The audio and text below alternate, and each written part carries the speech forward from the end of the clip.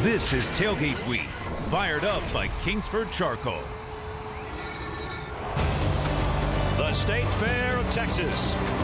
A day for some fun in the sun, where two old rivals get set to bump into each other for the 105th time. Grab your finest crimson and cream or your burnt orange and go from the midway rides to the ride of your life in college football. From the Cotton Bowl, it's Texas and Oklahoma. And inside, 96,000 will be on hand, split right down the middle at the 50-yard line. If there's a better scene in any sport, anywhere, I don't think I've seen it. Number 21 Texas and the 8th-ranked Sooners. It goes all the way back to 1900 in Austin. They moved it to Dallas in 1912 and permanently into the Cotton Bowl in 1929. And what happens is, normally if you win this game, you win the Big 12 South. If you win the Big 12 South, you've got a chance for a Big 12 championship and the BCS that goes behind it. Welcome to Dallas, everybody. I'm Brad Nessler. This time a year ago, Oklahoma stumbled in here with 2 losses already. And Bob Stoops says it feels a heck of a lot better to be 4-0 than 2-2, even though there's some questions about his team right now. You talk about questions about a team. How about Texas? 3-1. Mack Brown, his worst loss ever last week at home to UCLA. With more on that and what they're going to have to do today to be better, my partner's on the field, Todd Blackledge. Well, Brad, the energy down here on the field has been amazing, unlike anything I've seen. And that energy and intensity will be particularly important for Texas.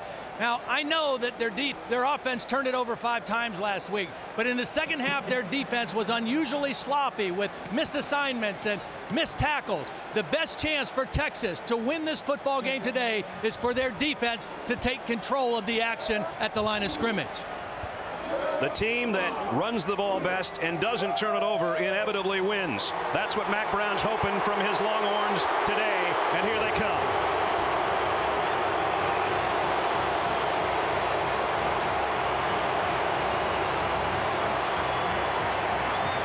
Have won 4 of the last 5. Bob Stoops hoping to turn that around with more on Oklahoma back to ledge.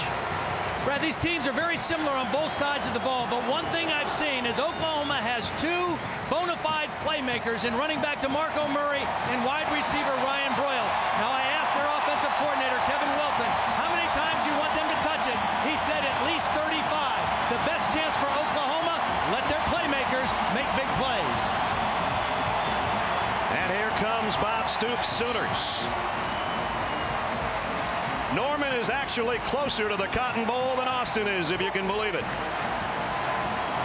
Nothing better than a good old-fashioned Red River rivalry on the first weekend of October, on a perfect day where they do everything bigger in the state of Texas, including a guy with a 75-gallon hat, Big Tex.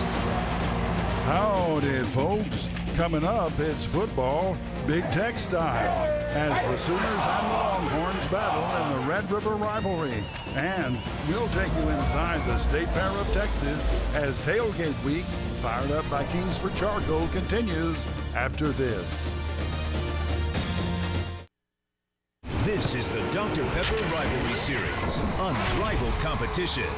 This one's embarrassing for me. As a head coach, I'm responsible for everybody in this program, from the trainers to the managers to the walk-ons to the kids to the coaches, everybody. And it was not fair to Texas fans. It was not fair to the players, and I've got to do a better job.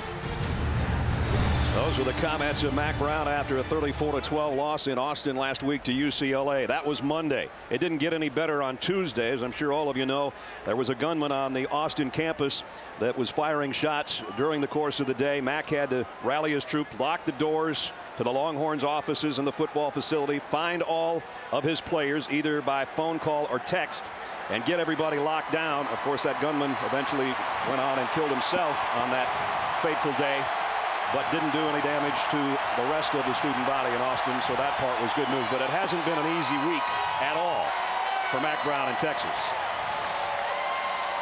And it's not just about football. That's life and death, obviously.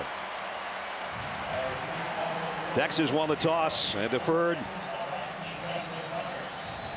So the Longhorns will be set to kick off. Justin Tucker with DeMarco Murray and Moses Madu waiting deep for Oklahoma.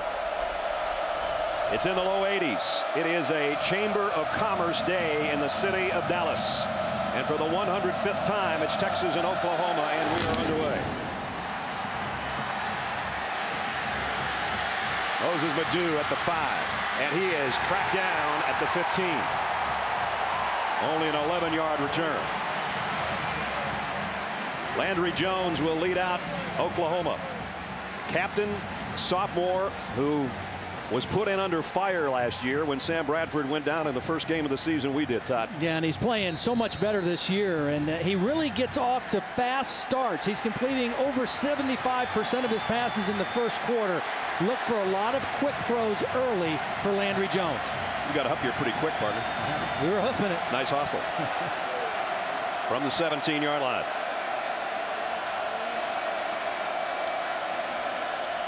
DeMarco Murray. Back to the line of scrimmage, and that's it.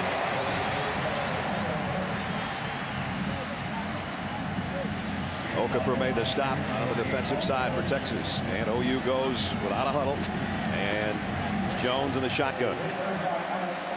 Sort of an offset pistol set here with two backs, and now Murray will flush to the top of your screen, and he'll throw it out to him.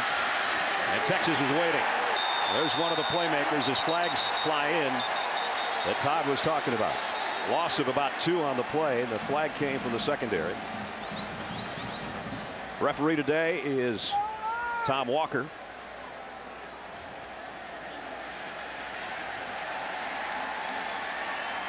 Well, both teams are pointing that the penalty is on the other team. I'll let Tom sort it out for us. Personal foul, defense number 1. There was personal foul on the defense. Automatic first down. An automatic first down. I did not get the number. There was too much feedback in Tom's microphone. I thought he said number 1. Yeah, that'd be Keenan Robinson, and that's Mac Brown is saying, wait a minute. So that's not the start Texas wanted after 2 nice plays defensively to end up with an automatic first down for Oklahoma at the 30-yard line.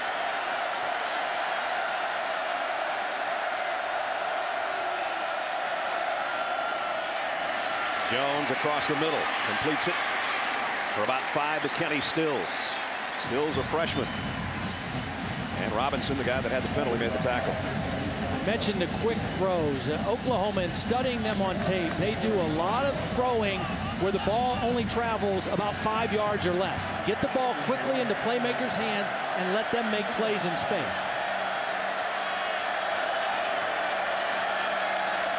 Second and 5, and DeMarco Murray swallowed up again. He lost a yard. Let's take a look at the starting lineup for the Sooners of Oklahoma. Up front, Stevenson, Eckert, Aburn, Evans, and Mensick. The backs and receivers, you've seen a lot of them already on this opening drive. Murray in the backfield. Miller, Stills, and Broyles, the wideouts, and Rattery's the tight end. So here's first third down of the ball game. This is one of the areas Will Muschamp said we must affect the quarterback. When we get him in third down, we've got to affect Landry Jones.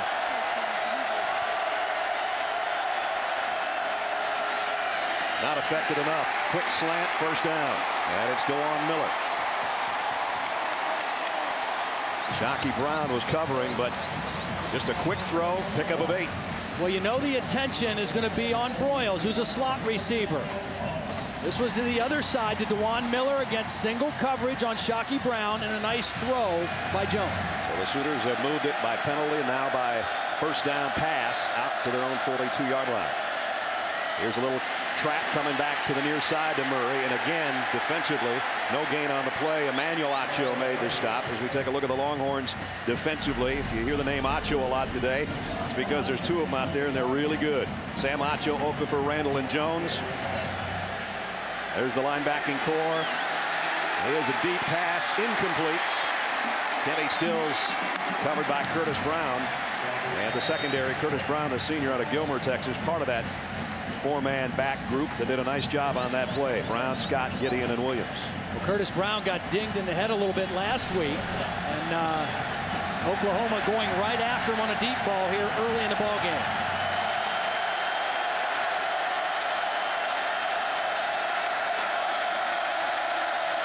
Jones wants to throw a screen. He's got to throw it in the dirt. Texas does a nice job as a penalty marker flies in. I think they're going to call holding because DeMarco Murray was the intended receiver, and they just wrapped him up and grabbed him and wouldn't let him get to the football.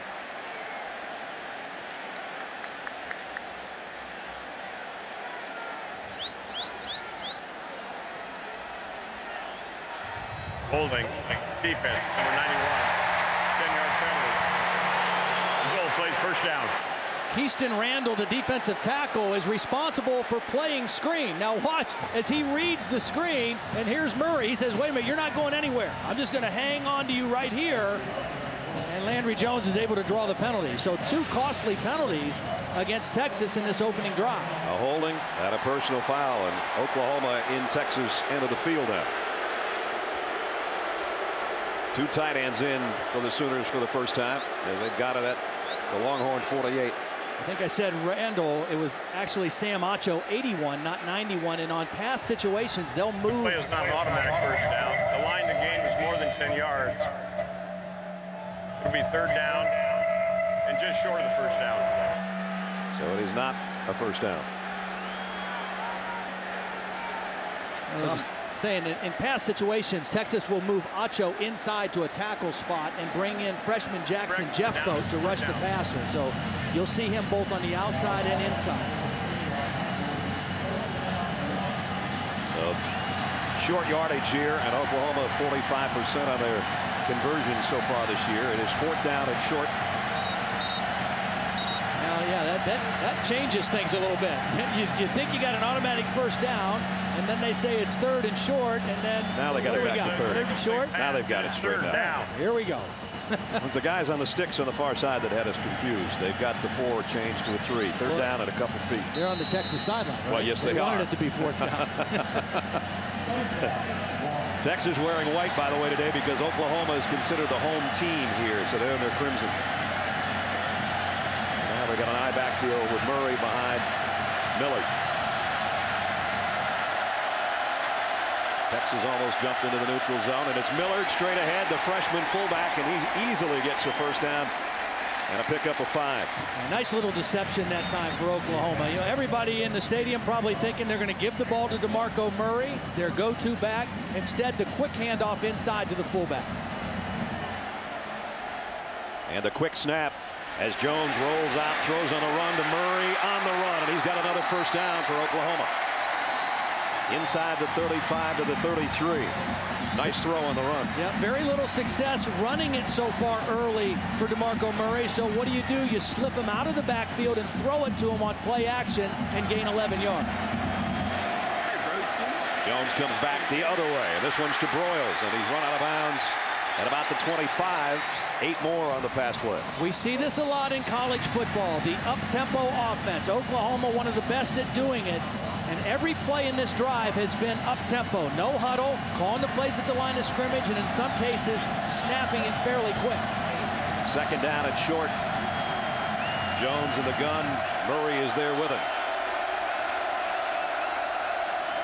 And the throw out in the flat, and Broyles almost broke it. Nice open field tackle, or it might have been a touchdown. See, that's the key thing for this offense. With those 2 guys, Broyles and Murray, is get the ball to them quickly in space and then let them make a play. Now, they almost, had a big one there, but it's just a shoestring tackle away from a touchdown. And that's what you get. Aaron Williams is the guy that made that tackle, but it's still Oklahoma moving down the field to the 22-yard line of Texas on the opening drive of the ball game. And they got here partially because of the courtesy of a couple of big defensive penalties on the Longhorns. Inside handoff and a pickup 2 or 3 for Millard. Okafor made the tackle for Texas. So 4 minutes into the opening quarter, and Oklahoma knocking on the door a little bit. Last week when Texas got throttled at home by UCLA, it was their run defense. Murray, 2nd man through, got a crease, got the corner, and got the touchdown. Nice run by DeMarco Murray.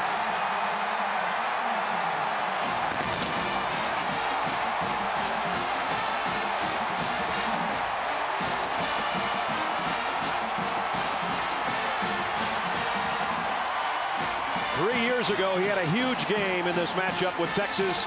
Good start for Oklahoma. They go the length of the field, and DeMarco Murray from 18 yards away, one of your playmakers. Yep, one of the playmakers, and it was the up-tempo that did it for Oklahoma on that touchdown play. Jimmy Stevens in for the point after.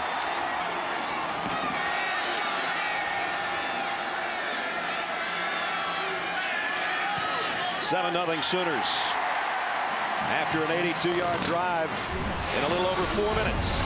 Not much for Murray, but look at how quickly they snap the ball. Texas not set on defense. They get the block by the fullback. They get the tackle Stevenson out, and DeMarco Murray gets Oklahoma on the scoreboard first.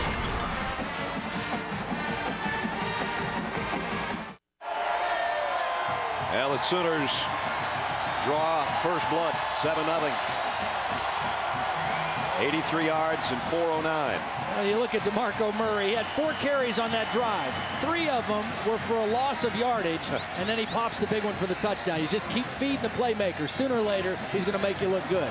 Last year, he caught 8 passes in the loss to Texas, 16-13. And now he's got his Sooners out in front here in the first quarter. DJ Monroe and Malcolm Williams waiting on the kick. Unusual kick formation for Oklahoma. They started this the second week of the year. It's kind of a scramble, a bunch formation on both sides of the kicker, and then they spread out after the ball struck. A very short kick, and coming up on a hurry at the 16-yard line is Monroe. And Monroe, though, nice coverage after it looked like he had a running head start and that he might be able to make something out of it. So now Garrett Gilbert comes to the forefront, the quarterback for Texas. And he was thrown to the Wolves in the national championship game when Colt McCoy went down. So Landry Jones and Garrett Gilbert, very similar situations last year with star quarterbacks in front of them.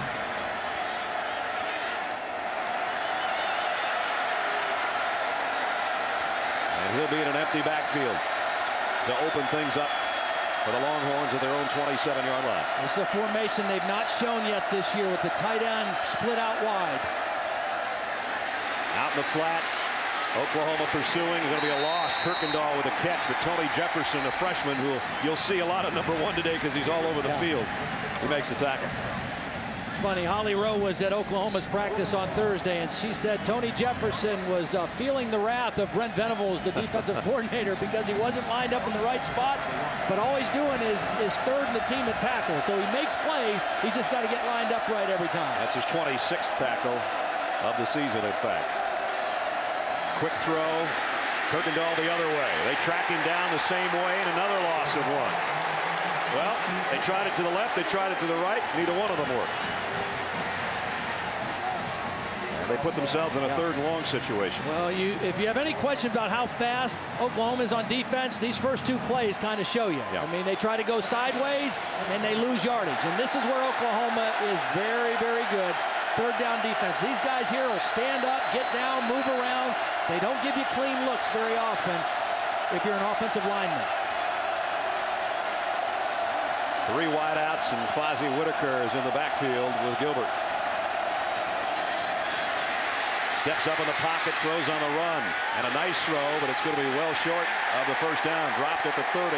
Greg Smith, the tight end, and a good series by the Sooner D. 3 and out for Texas. A fired up bunch of Sooners right now. John Gold to punt. And Ryan Broyles, you talk about a playmaker back there. Look out if he gets his hands on it. You'll be very disciplined if you're Texas on this punt and punt coverage team right now. Last year, Broyles was 3rd in the country at almost 16 yards per punt return. But Gold hung this one a mile in the air. And he's got to take the fair catch at the 25-yard line. 45-yard kick. As you might expect, a little bit of fun. Fans are into it. The Horns down a touchdown early.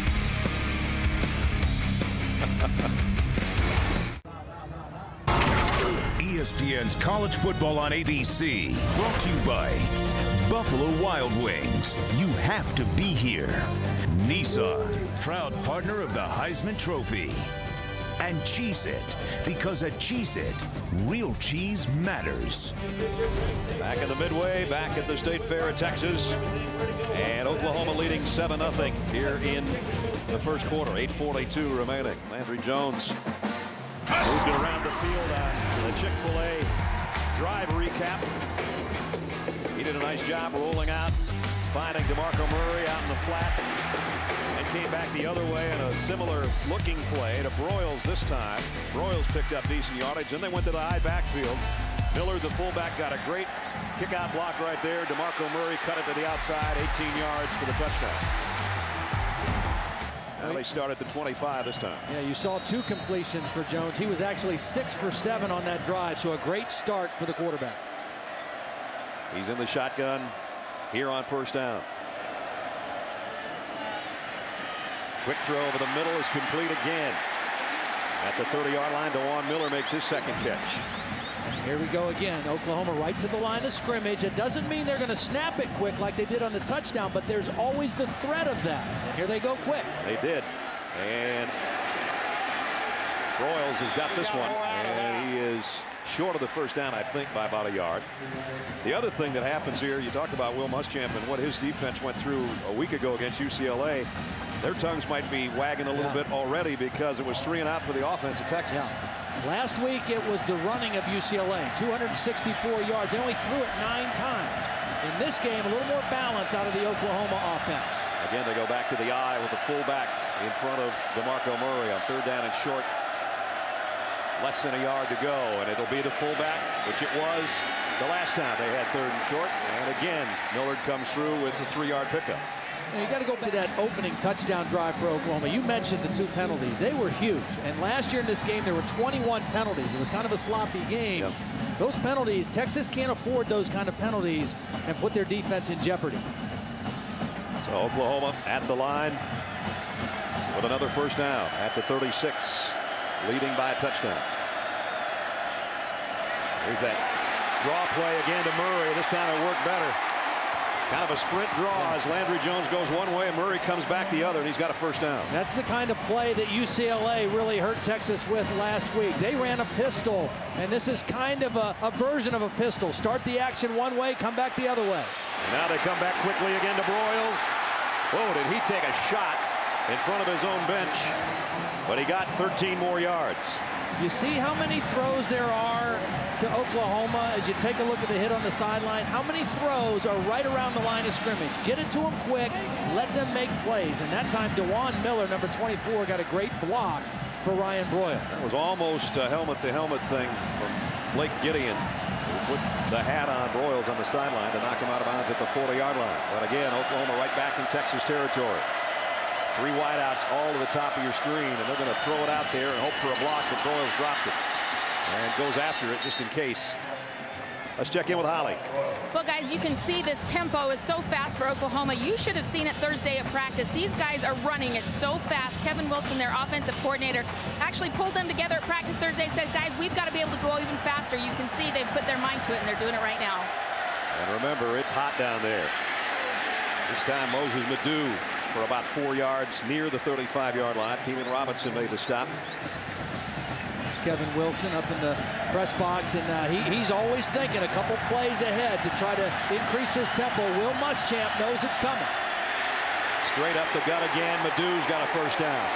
Oklahoma just blowing off the ball right now. Their offensive line's doing a great job on the Texas front, opening holes, and Oklahoma's 4 for 4 on 3rd down already. And those are the guys, the offensive line, that have to be in great shape, because you can run receivers in and out of the game, but those hogs up there have to stay in the game and keep running. Inside the 30, now Jones comes out from under center, has a look to the sideline, relays it to his troops up front at the Texas 29.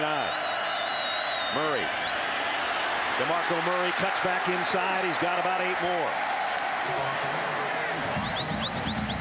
Right now, there just seems to be a little bit of doubt in the minds and the bodies of this Texas defense.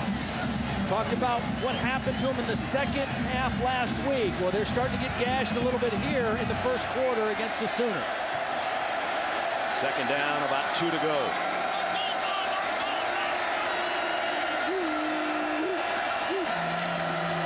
Murray on the stretch, got the first down, the 16.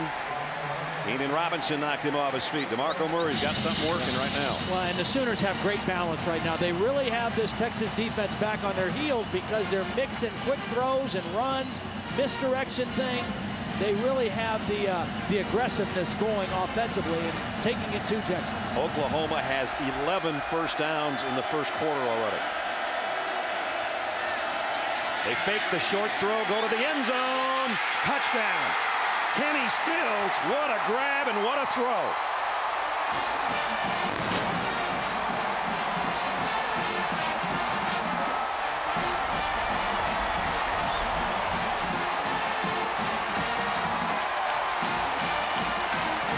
Todd, I didn't know if he could put it over the defensive back's head enough to get it there. It was perfect. It was perfect. Over his head to the outside shoulder of the receiver. And you mentioned it. Fake the short after throwing all those little bubble screens and then get the touch. Stevens in for the point after.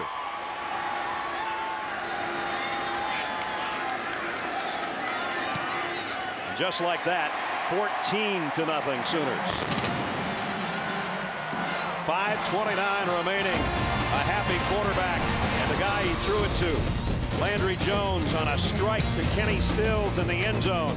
And it's a shocked Longhorn nation right now. Oklahoma 14, Texas nothing.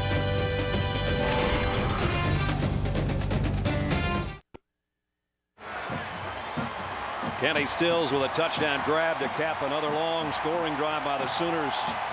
Todd, I think you threw some this perfect in your day, didn't you? Well, Ryan Broyles, they're going to fake the screen. They've already thrown it to him a bunch. Fake it to Broyles, their playmaker, and then slip Kenny Stills to the end zone. Now, Vaccaro's in good position, but that's a confident thrower in Landry Jones, who's 10 of 12 now. Just put it in the perfect spot. You almost can't defend any better than that one was. And it still was right there. If you're 6 for 12, you probably don't make that throw. You throw it away and live to play another day. But when you're 10 for 12, take a shot. Kick. DJ Monroe came centered at the 10-yard line. The speedster trying to find an opening, and he won't find much. Out to about the 25. We'll get an update. Let's head back to the studio. Robert Flores. Robert. Thanks a lot. I'll be updating you on games going on across the nation, starting with this Taco Bell studio update. Battle of unbeatens in Bloomington, Indiana. Number 19, Michigan and Indiana. Denard Robinson has run for a touchdown and thrown for a touchdown. This one to Roy Roundtree. Wolverines up 14-7. Brad, save me a corny dog, would you? I'm having one at halftime, or at least part of one. I was going to say only one. Only one. First down, Texas. Trying to establish something on the ground with Fozzie Whitaker. And Foswit got about 3. Quentin Carter made the tackle. They can't panic if you're Texas. I mean, you've got to stick to what you came into the game wanting to do, even though you're down 2 touchdowns.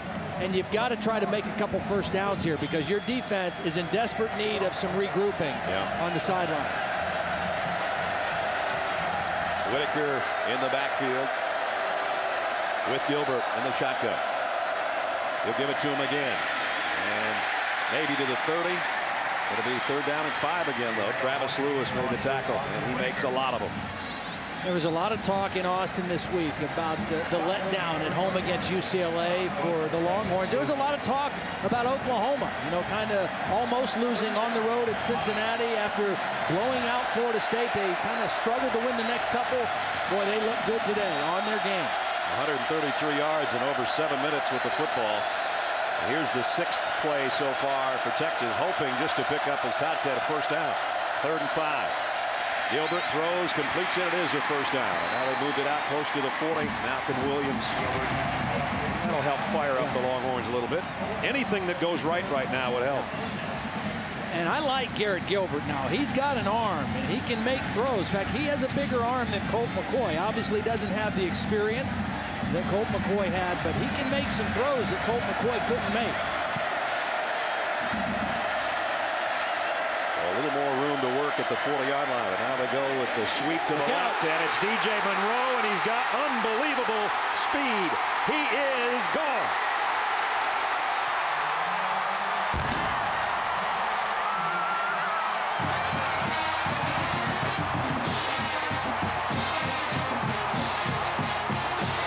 60 yards. Didn't take very long, did it?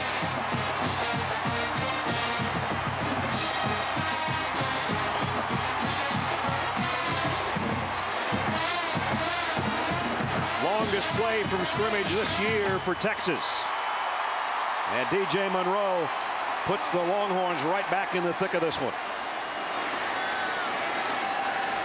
Justin Tucker for the point after, and it's good. Misdirection running hurt Oklahoma last week with Cincinnati. Watch him fake the reverse and watch the lead block by Kyle Hicks, number 64. He actually got two guys, and then the guy in pursuit, Jonathan Nelson, is going to pull up and not be able to finish the play. And it's a touchdown for Texas. Monroe comes in, his first play from scrimmage not being on a kick return. And I'd say he made the best of it. Yeah. They wanted to get him more touches. I mean, he's not very big, 170 pounds, so they can't hand it to him 25, 30 times in a game. But they got him out on the edge on that play, exactly where you want a guy like that, and he made a big play. He had a couple of fumbles last week against UCLA, one on a kick return, one on a play from scrimmage, but still he ended up as the leading rusher last week against UCLA. Well, he's got more than the 51 he had last week right there as part of a 75-yard drive in a hurry. Got to think that whole Texas sideline just went like this. Yeah, big sigh of relief. And let's see if it doesn't fire up the defense a little bit. Adu and Murray, the number 1 and number 2 tailbacks for Oklahoma, are also their kick return men. They await Justin Tucker's offering here. Adu at the 5. Moses just parted the waters on Texas. Oh, but he's tripped up. Tucker, the kicker, might have saved the touchdown. 39-yard kick return.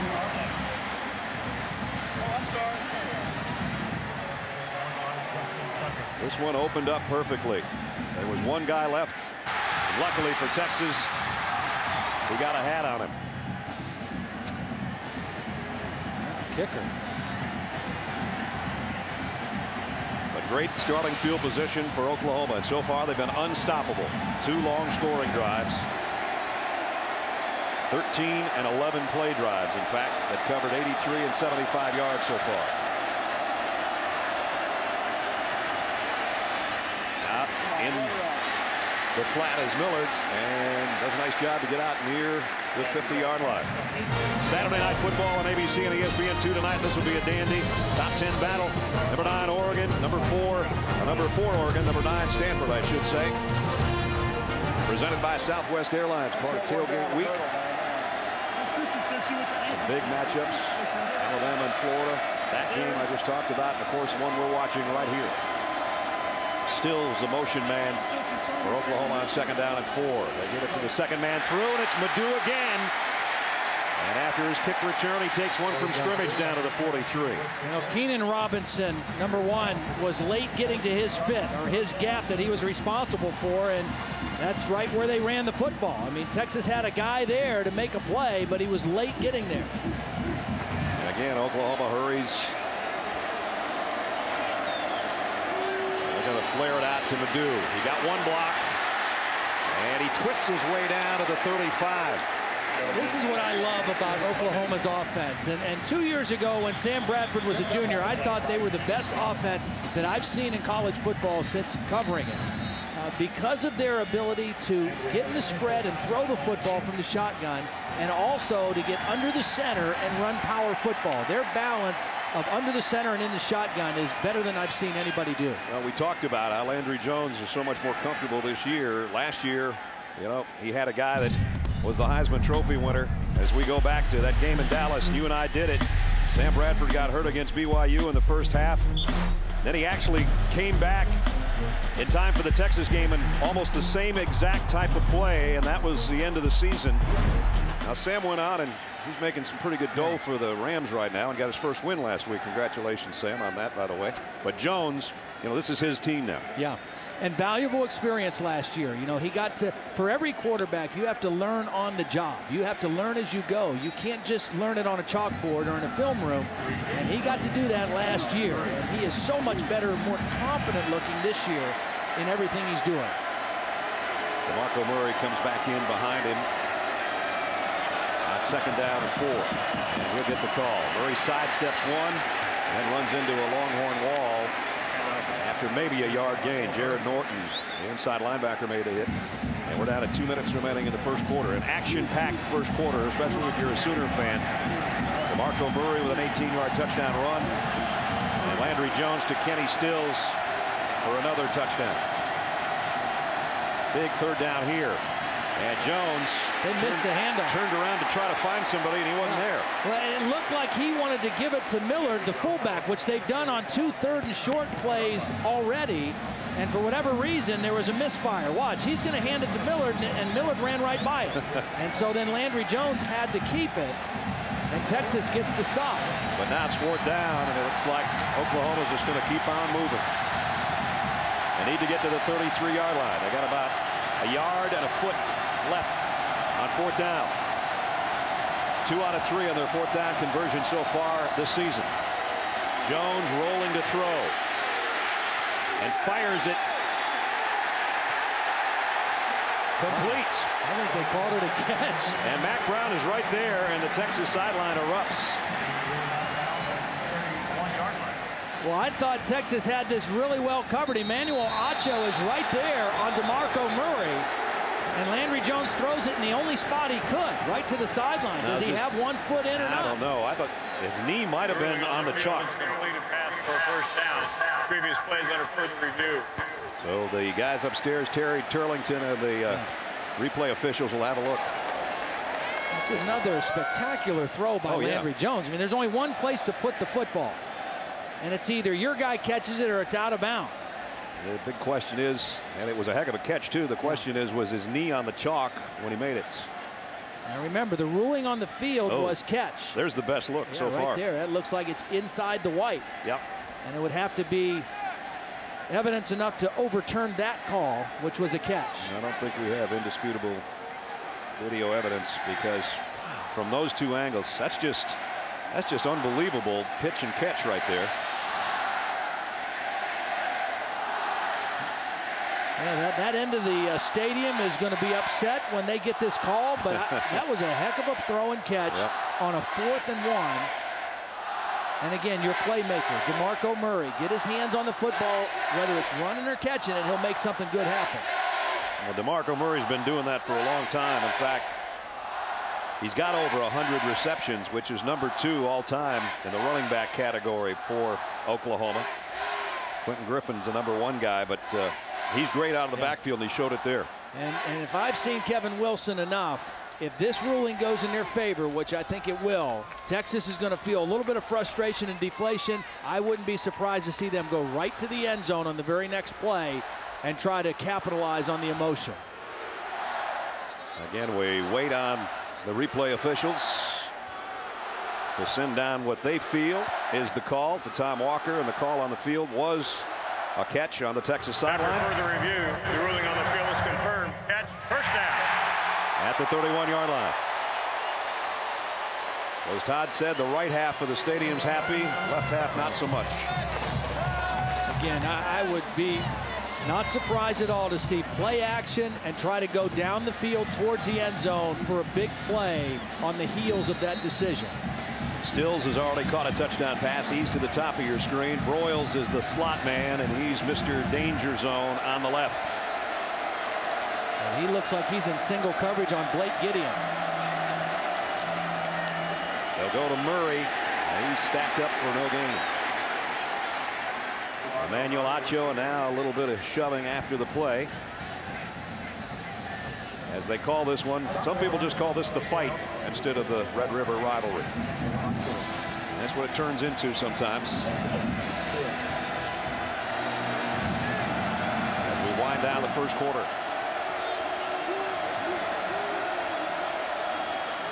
Jones, now he goes long. Incomplete. On the near sideline, down at about the 7-yard line. Intended for Dewan Miller. So now big third down here, right with just 16 seconds remaining in the quarter. And you wonder if Will Muschamp is going to dial up some pressure. I mean, they have not really been able to pressure Landry Jones at all. A lot of quick throws, but 3rd and 10, he's going to have to hold on to it a little longer.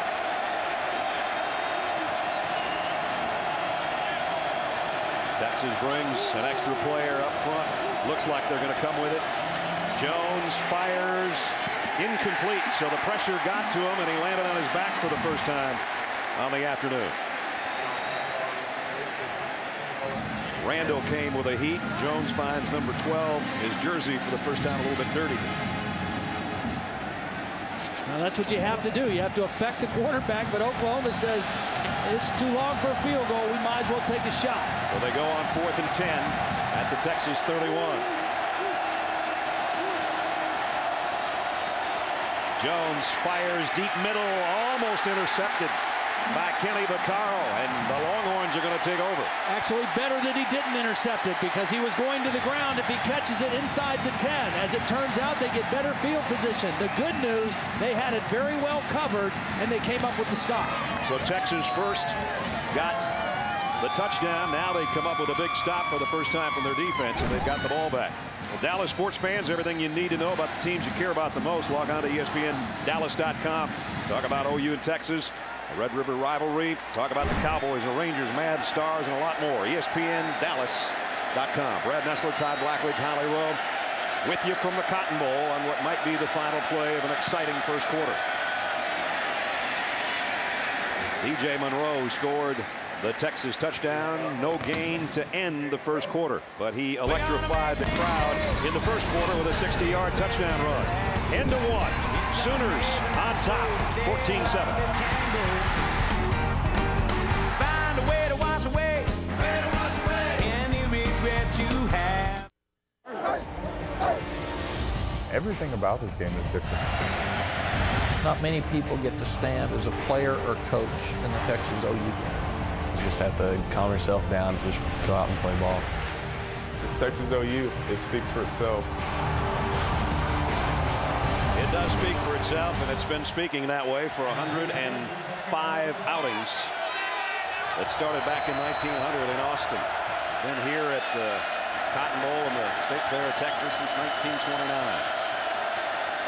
Play action to Fozzie Whitaker. Gilbert's going to load it and go deep down the sideline. Incomplete, out of bounds. Malcolm Williams, but Gilbert showing his arm there. And my quarterback back here, what do you think of the two guys so far? Actually, Landry Jones has been sensational. He has been. I mean, you know, if you come into this game and you say, okay, we're going to get to run 34 plays in the first quarter as an offense, you're feeling pretty good about yourself. And Landry Jones is doing a great job of orchestrating things. Now, it's up to Gilbert now to make some throws, because they're not going to be able to run the ball, just line up and smash it on Oklahoma. They've got to throw the football to have a chance. Let's see if he throws here on 3rd down and 10. You would expect it. He comes up trying to battle the noise because he's in the crimson end of the field right now. And he dropped the ball, but he covered it himself. And Texas will have to punt. Jeremy Beal, one of the captains of the defense, came around and knocked the ball out. Well, Oklahoma came with pressure. They brought an extra rusher, and Beal just beat his man this way. They brought pressure this way, but Beal just whips his man, the right tackle, Britt Mitchell, and gets to the quarterback and almost creates a turnover. And last week, Texas, 5 turnovers against UCLA, all inside their own 45-yard line. That was part of their demise a week ago. And Oklahoma, one of the most opportunistic teams in the country, 3rd best in the nation in their turnover margin. Texas has been struggling in that area. Another nice punt. Broyles has got a call fair catch again, so Gold does his job of keeping Broyles from getting loose and being able to run back punts. Take a look at Week 5 storylines. Nevada's in the top 25 for the first time in a long time. Stanford, their highest ranking. They'll take that against Oregon tonight on ABC and ESPN2. 14 spots is what Texas dropped after that humiliating second half against UCLA in Austin last week. First time out of the top 10 in a long time. Joe Pa, 3 wins from 400. They take on Iowa on ESPN tonight at 8 o'clock. That won't be an easy win. No, it won't. They've had trouble with Iowa over the years. First down at the 30 for the Sooners. And on the ground is DeMarco Murray.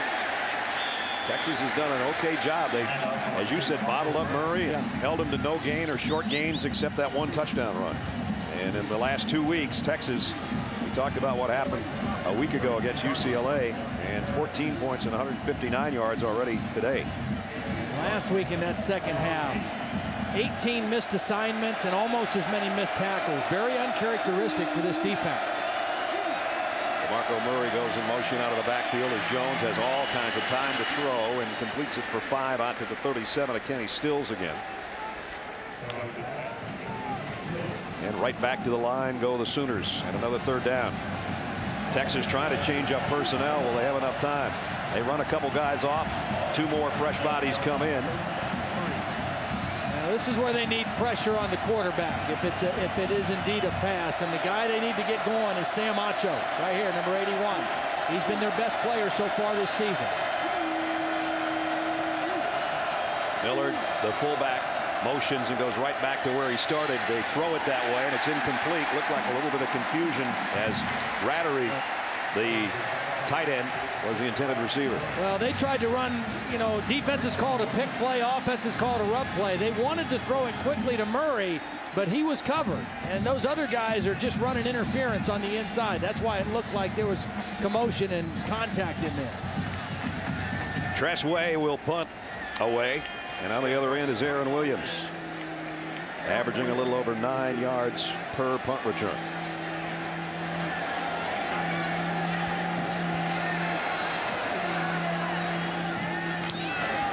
Not a good kick off the side of Way's foot. Takes a great bounce for the Sooners, though, and in the end it's going to look pretty good on the stat sheet.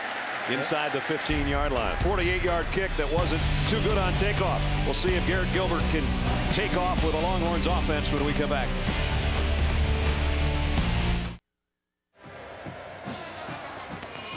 Michael Chiklis stars in the super-powered series of ABC's No Ordinary Family, Tuesday at 8, 7 Central on ABC. Brad Nessler, Todd Blackledge, and Holly Rowe. No ordinary game here. It's Texas and Oklahoma. Texas, 1 touchdown of 60 yards. Their other 9 plays have netted them a total of 13 yards. They got to get something going. And Mac Brown knows it. Let's see if they can from their own 15-yard line. Monroe, the guy that scored the touchdown, flanks Garrett Gilbert in the shotgun. He gets the handoff, but they stretch it out, and he's going to lose yardage. Travis Lewis made the hit. Loss of 3. What a great play by Travis Lewis. Just maintaining leverage. He kept his outside arm free and just made a great play behind the line of scrimmage, and that's what great players do. 2 years ago in this game for Brent Venables, Travis Lewis had 19 tackles in the matchup with Texas. 19. That's crazy. 2nd and 13. Draw play to Fozzie Whitaker. And Whitaker doesn't have anywhere to hide either. Got back to the original line of scrimmage. You know, we talk about the losses that Texas had to the NFL. Well, when you start with Colt McCoy and you end with Jordan Shipley, those 2 buddies, and they hooked up 116 times last year. You can't lose guys like that and expect to be a lot better. Absolutely. I mean, you've got a young quarterback. You've also lost 2 veteran linemen coming into this season, and your best receiver coming into tonight's game, Mike Davis, is out with a knee injury. He was the leading receiver, so this team is still trying to find an identity on offense right now. Of course, if you're a Sooner fan, you could say, hey, we had 3 #1 draft choices. We lost. What about us? 3rd and 10. Gilbert, a slip screen on the outside, but it's not going to be enough. To the 21-yard line goes Whitaker, and Texas will have to give it up. Travis Lewis, another tackle.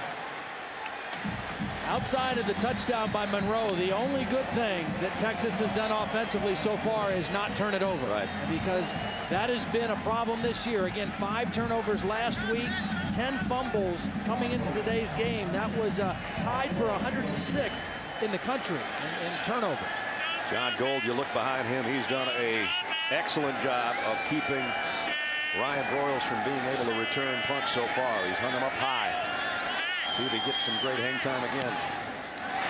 No, not at all. That one wasn't golden. That wasn't even silver or bronze. Went out of bounds at about the 50-yard line. Going to be great field position for Oklahoma near midfield when we come back.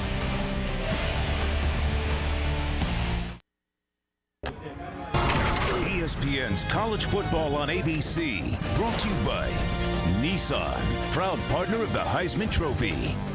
Pizza Hut, your favorite plays deserve your favorite pizza. Your favorites, your Pizza Hut.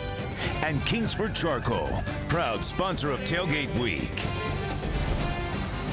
Over in the midway, and while we look in, we've got a time right now to check in with our trivia question of the day. Who's the only player in NFL history to be a member of 5 straight Super Bowl teams? It's got to have something to do with this game. Think it over. Meanwhile, Oklahoma, best starting field position. They're on the Texas side of the 50 at the 48-yard line after that short punt. And here's Broyles right here. He's been a little quiet here in the last couple possessions. DeMarco Murray going left. DeMarco Murray spinning his way inside the 35 and down near the 31-yard line. With the exception of his touchdown, his best run of the day. Yeah, and that didn't look like it was going to be anything. I mean, there were defenders there, and he just broke tackles and spun and turned it into a first down. I thought this was going to be a loss of yardage play, and DeMarco Murray made something out of nothing. Murray and Broyles more than the Texas offense with their combination of receiving and running. First down, Oklahoma at the Texas 31. And this time knocked down, maybe for a loss, in fact, by Keenan Robinson. Let's check in with Holly. Well, the biggest difference for DeMarco Murray this year is he's healthy. The coaches say he finally got a healthy preseason where he could train and build up his body, and he started a yoga class, guys. He said yoga is helping him stay injury-free. Doing a great job here in the first half. Jones going deep. Flags are down. He's got his man Broyles. Touchdown.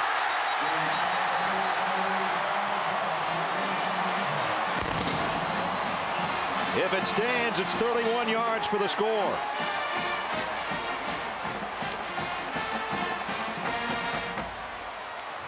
Illegal shift on the offense. Number 85 didn't set before the snap. 5-yard penalty.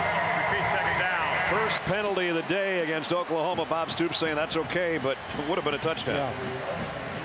Didn't get set for a full second before the ball was snapped. Again, Oklahoma was trying to go with a quick pace, and Broyles didn't get set but made a miraculous catch on the other end. That was a tremendous effort. Sure was. You were saying he's been quiet. That would have livened things up for him, but instead it's second down at 15. Jones throws it to Broyles again. Different result this time. Pickup of 3 or 4. Beg your pardon, almost 9. And officially, that's the 20th pass attempt for Landry Jones. Wow. And 14 of the 20 have been throws that have been 10 yards or less. Now, there's more yards gains after it, but take a look at that. That's amazing.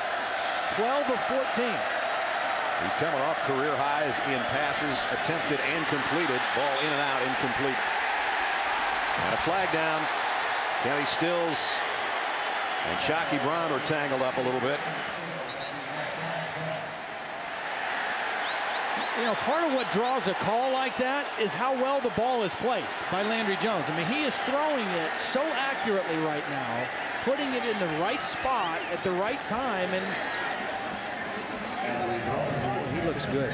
He sure does. I mentioned last week he was 36 of 51 for 370 yards and a couple of touchdowns, and he's on pace to throw more than that today. Again, all the penalties, 3 on Texas defense, and that's where they don't need to hurt themselves any further. They trail by a touchdown here with 9 minutes and change remaining in the first half. DeMarco Murray, and this time Texas tracks him down after a pickup of a couple. Eddie Jones hit him first, and then Keenan Robinson cleaned up. We asked Kevin Wilson what's different about Landry Jones. Why is he better this year? He said, well, he's just more confident, obviously, and he's more comfortable with the communication because they do so much communicating at the line of scrimmage. Fake the handoff to Murray. That might have been a busted play too. As it is, he throws a strike down to the 10. DeJuan Miller, first and goal, Oklahoma. Maybe that play was supposed to look like that, but it looked a little weird on takeoff. I think it was supposed to look like that, but it was supposed to be a quicker throw. But the quick throw wasn't there, and so he had to wait for Miller to get all the way across the field. First and goal at the 4. Murray trips on his own and actually lost a little bit of yardage. 2nd down and goal. So Oklahoma, remember, they started this at the 48-yard line after a short punt, so they haven't had to go very far. This would be another demoralizing gift here if Texas gives them a touchdown to retake a 14-point lead. High backfield again. Miller, the fullback. And they give it to him. The freshman got down to the 2, maybe the 1. Jared Norton made the tackle. They're not afraid to give it to the kid, are they? Well, and because everybody is so concerned with Murray, the quick hitter has been there for Oklahoma. Miller, a freshman, but he's 246 pounds of fury in there.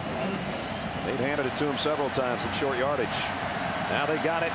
3rd and goal just outside the Texas 2. They show the same formation with the tight end Hannah on a wing to the right side. Now they shift both tight ends to the left. 3rd and goal, Sooners. Jones play action to the end zone, wide open. James Hannah for the touchdown.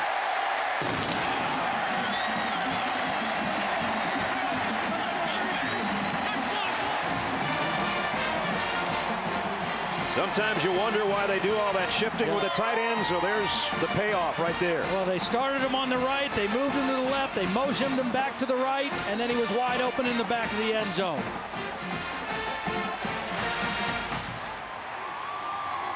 Well, the Sooners about to go up 14 again after a 14-0 lead. And this time they only had to travel 48 yards in 8 plays to get the scoring toss. I think Texas just broke the huddle with too many guys.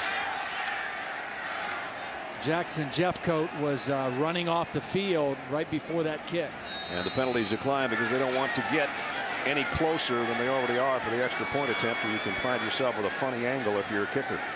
Jimmy Stevens, meanwhile, knocks it through to put Oklahoma back in front by 2 touchdowns. 7:19 remaining in the first half in the Red River rivalry. Right now, Sooners have the upper hand, 21-7.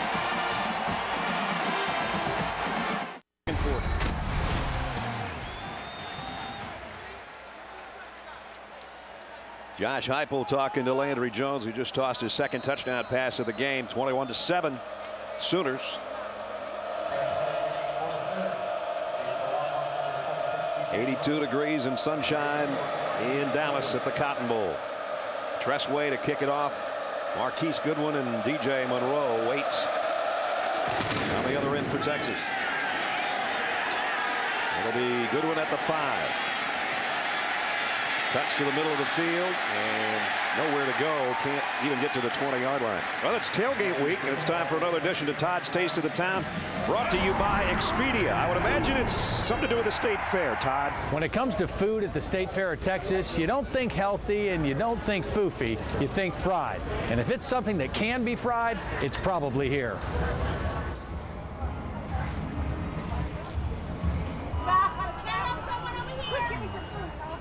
I stretched my stomach to its very limits, but at the end of the day, I had to come back to the fried delicacy that started it all here at the fair, the Fletcher Corny Dog.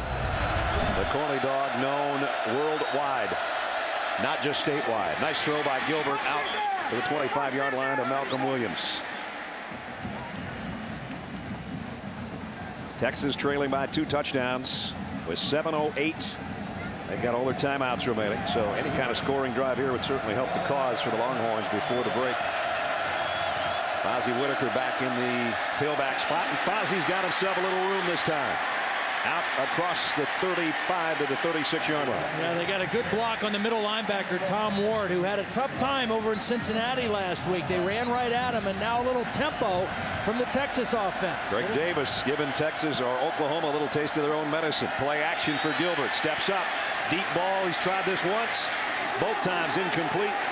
He got it close to Malcolm Williams. Aaron Colvin was covering. Yeah, tremendous coverage by Colvin. Last week he got called for a couple pass interference penalties, but you can't be in better position. I mean, he knew where the sideline was. He was in perfect spot. He had his eyes turned to find the football and no way to make that throw. A second down and 10 for the Longhorns.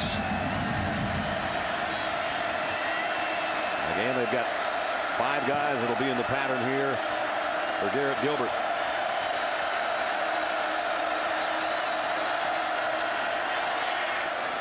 Quick throw near side, nowhere near the intended receiver. Was tipped at the line by Price Macon. It's been a little bit of a problem for Gilbert so far early in this season. In fact, he had 3 interceptions at Texas Tech, and 2 of them were caused by deflections at the line of scrimmage. Now that end of the stadium is going to really get loud again for him, because the Crimson's on that side, and it's 3rd down and 10 Texas. The guy you have to be most concerned with if you're blocking is that guy right there, Beal. Jeremy Beal is their best pass rusher from the end position. Gilbert to the far side, and it'll be short of the 1st down to Kirkendall. Texas will have to give it up again. Oklahoma expecting pass. They rush 4 and get enough pressure to force Gilbert up in the pocket and go to an underneath route. And Hurst was there with a nice tackle to knock the ball out of bounds. Tucker now is going to punt this one after Gold had a bad punt last time. And it's still Broyles who's waiting on the other end. I'm out. And Oklahoma's going to take a timeout. Well, with a timeout, we might as well go back and find out what my partner had for lunch here at the State Fair of Texas. His taste of the Brothers town. Carl and Neil Fletcher invented the corny dog in their Dallas kitchen and sold it for the first time here at the State Fair of Texas in 1942. It's hand-dipped in cornmeal-based batter, deep-fried for 3.5 minutes in a 365-degree vat of peanut oil. And the popularity has not gone anywhere. They'll sell 500,000 of these during the weeks of the fair. You fry it, I'll try it. Did you? You didn't eat that without mustard, did you? Well, I ate the first couple bites, but as soon as we were done with the camera, I put some mustard Okay, on. well, we just got our order in. That looks good, and I didn't have one yesterday. Yeah. Well, we'll bring you some here. All Now, right. I didn't know if you wanted plain or if you wanted they got jalapeno cheese flavored this year now, too. No, I haven't tried one of those yet. Yeah.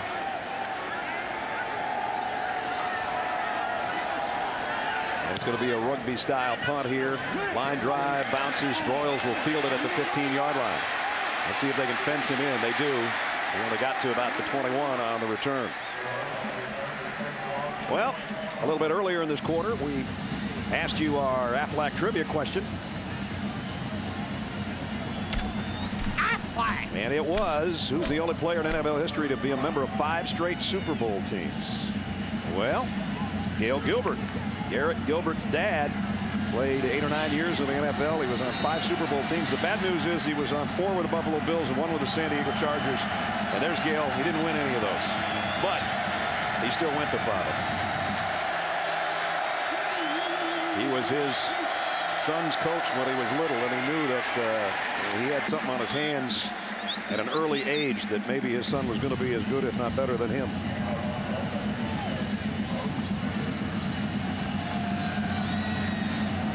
We're down to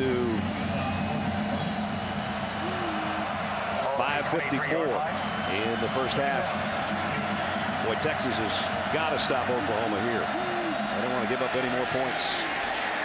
The frustrating thing for the Texas defense today is completely different than last week. The frustrating thing today, they're doing a pretty good job against the run for the most part.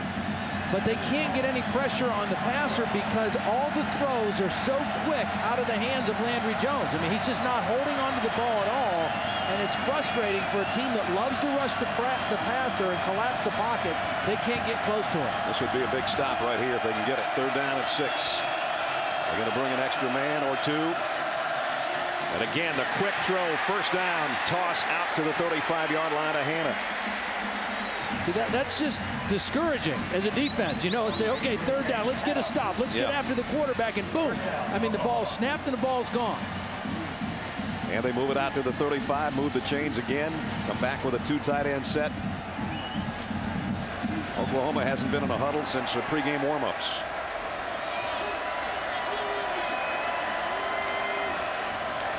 Madu hit immediately in the backfield. He'll lose a yard or two. Easton Randall made a nice play. I think that might be the first negative play that Oklahoma has had in the game. I mean, Texas has had several negative plays. Wow, again, a quick snap in the shotgun. And Jones wants a deep ball on the left sideline. And it's going to be almost intercepted by Aaron Williams. He stretched out. He actually had a better play on the ball than Broyles did, but he couldn't hold it. I think it was Aaron Williams who had the game-clinching interception in the ballgame last year off of Landry Jones when Jones had to come in for the injured Sam Bradford. Almost came down with one there. So 3rd down and 11. Well, last time they had 3rd down, and they picked it up easily with a quick slant across the middle. Let's see if they can do it again. Trying to keep the drive alive, leading 21-7 on the Sooners. Jones flares it out. Madu's got nobody in front of him. And he's cartwheeled down short of the first down by a couple, I think. Well, they were very aware of where Broyles was, and there was double coverage to Broyles' side. And the throw came out the other way to Madu. And that's going to force a punt. This time, Bob Stoops is not going to mess around because he's in his own territory. And you play the odds here with 4 minutes remaining in the half. And you have control of the game. I mean, your defense has Texas under control. They gave up one play in the first half for a touchdown. Other than that, they've locked them down. Way to punt. Going to back up Aaron Williams, and he takes it at the 13. Made one man miss, but there's a host of crimson jerseys there after that. 2-yard loss on the punt return, in fact, but at least Texas didn't give up anything else to Oklahoma. They're still down by 14.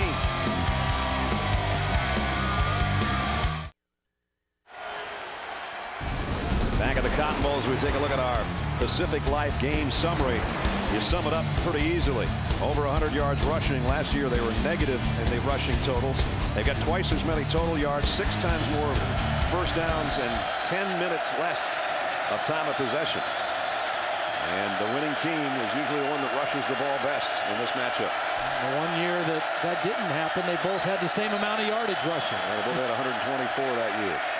Gilbert over the middle, nice throw out to the 20, short of the first down though. Kirkendall, he's been one of his favorite targets today. And we mentioned Mike Davis is not a part of the offense. He tweaked his knee last week. He was very disappointed because he's a Dallas kid, went to Skyline High School, wanted to play. Fozzie Whitaker on the outside looking for a block, and Fozzie's got it out. Nice run to about the 45-yard line. Kirkendall led the way for him. That was a nice job at the end of this play. Watch Kirkendall, number 11, get ahead of his guy and get a nice block on Jonathan Nelson, and that added about 15 yards to the play. Good field position after that run. And now Gilbert goes back to work. Quick slant. Got it. Oh, collision with Marquise Goodwin. And was that Tony Jefferson? Yeah, it was. But that was a nice read by Gilbert. He knew pressure was coming. It was a blitz. And Goodwin able to hang on to the football. Again, Texas going hurry up here at the 49 of Oklahoma. They have all their timeouts remaining. Left tackle move. Kyle Hicks.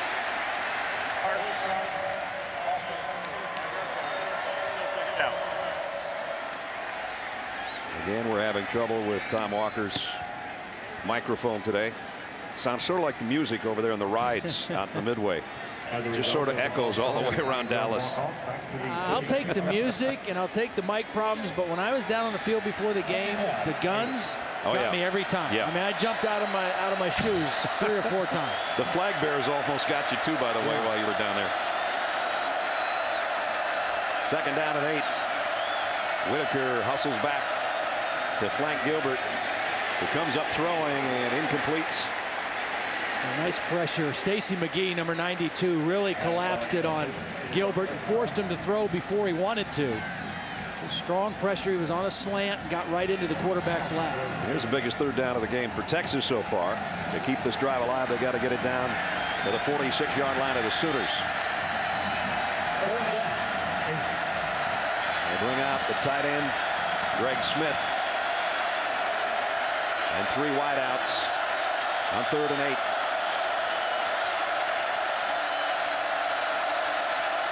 And flags fly again. This time the tight end move. Greg Smith. Now they're making it hard on themselves, that's for sure. Start. Offense, number 83. Still 3rd down. So now it's going to be 3rd down and 13. Now on that 3rd down play, 3rd and 8, Oklahoma was showing pressure. And that caused the tight end Greg Smith to jump.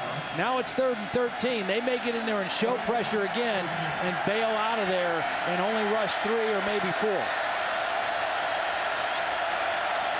Good one, and Kirkendall come out to the near side on 3rd down and 13. Fifth time today Texas has had a 3rd down and 10 or more. I think Oklahoma may want a timeout. Field judge comes storming over to talk to the referee. The clock is correct. That is good to know. That is good to know. 2:11 left in the half. And it's about 2 minutes after 4 local time if you want to get all the clock issues out of the way.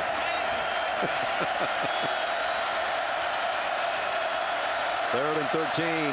Fans coming to life for the Sooner defense here. Gilbert scanning the field. Got a man wide open. It's the tight end who had the penalty, but he only got to midfield. He's going to be short by about 4 yards. And see, that's exactly what Oklahoma did. 3rd and 13, they rush 3 and drop 8, and they say, we'll give you the underneath throw, and then we just have to make a tackle in space. And Tony Jefferson is the guy who makes the play. And you see the reaction of Garrett's dad. That's just a huge penalty because the difference between 3rd and 8 and 3rd and 13 is enormous. Justin Tucker again. Last time he hit a rugby type punt that kept Royals from doing any damage as a return man. And he does the same here. High kick. And a fair catch taken at the 9-yard line. Pretty good fair catch too. Royals had to backpedal. And a 41-yard kick. Now the chase for the NASCAR Sprint Cup rolls on in Kansas this weekend, and it's on ESPN tomorrow, 1 o'clock Eastern time. Denny Hamlin is your points leader, but as you take a look, Jimmy Johnson just 35 behind. Number 11 car doing pretty well. Coverage starts with NASCAR Countdown at noon on ESPN2. With Todd Blackledge and Holly Rowe, Brad Nessler with you from the Cotton Bowl, the 105th renewal of the Red River rivalry between Oklahoma and Texas, and it's all Oklahoma so far with 1:21 to go in the half. You don't love the field position, but you like how your quarterback's playing. There's 1:21 and a half, and you have all 3 of your timeouts if you're Oklahoma. The first down is critical. And it's Moses Madu, and he's going the wrong way. Nice play by Keyston Randall again. Randall, a junior out of Beaumont, Texas, close to 300 pounds and can really move. Both teams had all timeouts, and Texas uses one of theirs here. We'll take a break with them. 1:07 remaining in the half. You're watching ESPN, new home of the Bowl Championship Series. So the Sooners actually lost a yard on that play. Now 2nd down and 11 after Texas took the timeout.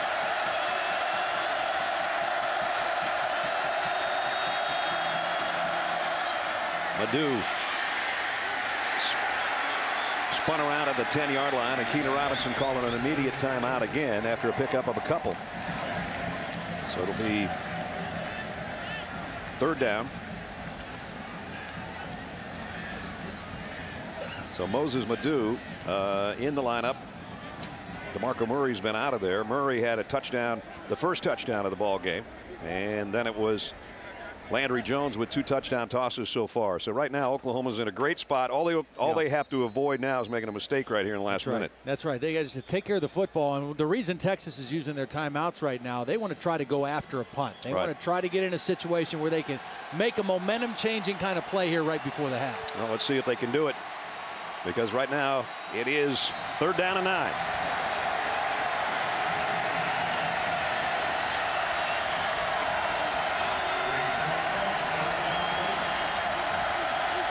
Broyles will be the slot man. He's the one you always have to keep your eye on because he came in with 41 catches to lead the country.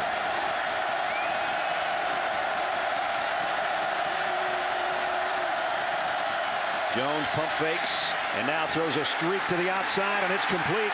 DeJuan Miller. It's a first down, Oklahoma. Curtis Brown was covering, but he wasn't even close when that pass was thrown. Picked up 29. That's the longest play for Oklahoma today. Even they got all these first downs and 21 points. Now they come back with a deep ball on the other side, and that's incomplete. Nice coverage by Shockey Brown. You know, the completion on third down, the pump fake was inside to Ryan Broyles, and that caused the safety to come over with the idea of helping on Broyles, and they were able to throw it outside for the catch. So now we're down to 53 seconds remaining. Again, Oklahoma 2 timeouts remaining.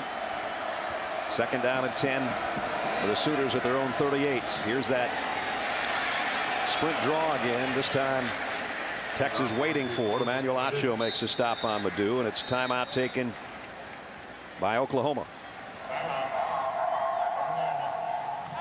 And Acho's banged up. Boy, that's not a guy they can afford to lose. The younger of the Acho brothers, Emmanuel, the linebacker. And there's mom and dad looking on, and you can see the concern on their face. Got to be the hardest thing in the world when you get all excited to come out and watch both your kids play football on a major scale like this, and then all of a sudden one of them's down. Well, and as parents, you know, you want to be there to do whatever you can to help your kid. You can't run out there. It's helpless. You can't do anything. Yeah. Emmanuel Acho played really well last week. One of the few guys that did against UCLA. He's played all 3 linebacker positions in his time in Austin. And right now playing the strong side linebacker. He was in on the stop here. Yeah, I'm not sure if it was just the slip on his own or if he got rolled up on a little bit, but he's up and walking to the sideline. I might not see him this half, but I'm sure we'll see him come back in the game.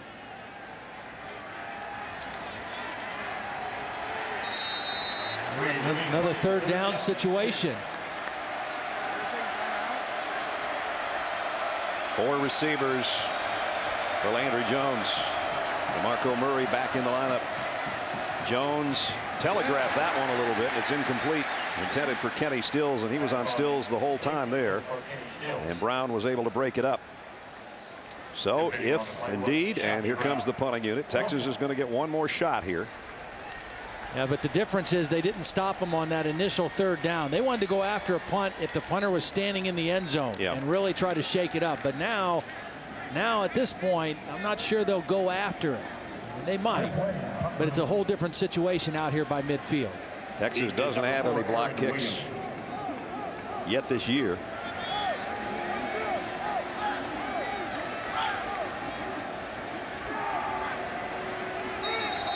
And whistles will stop this one. Play game, offense, 5-yard penalty, fourth down. So 5-yard walk-off against Oklahoma.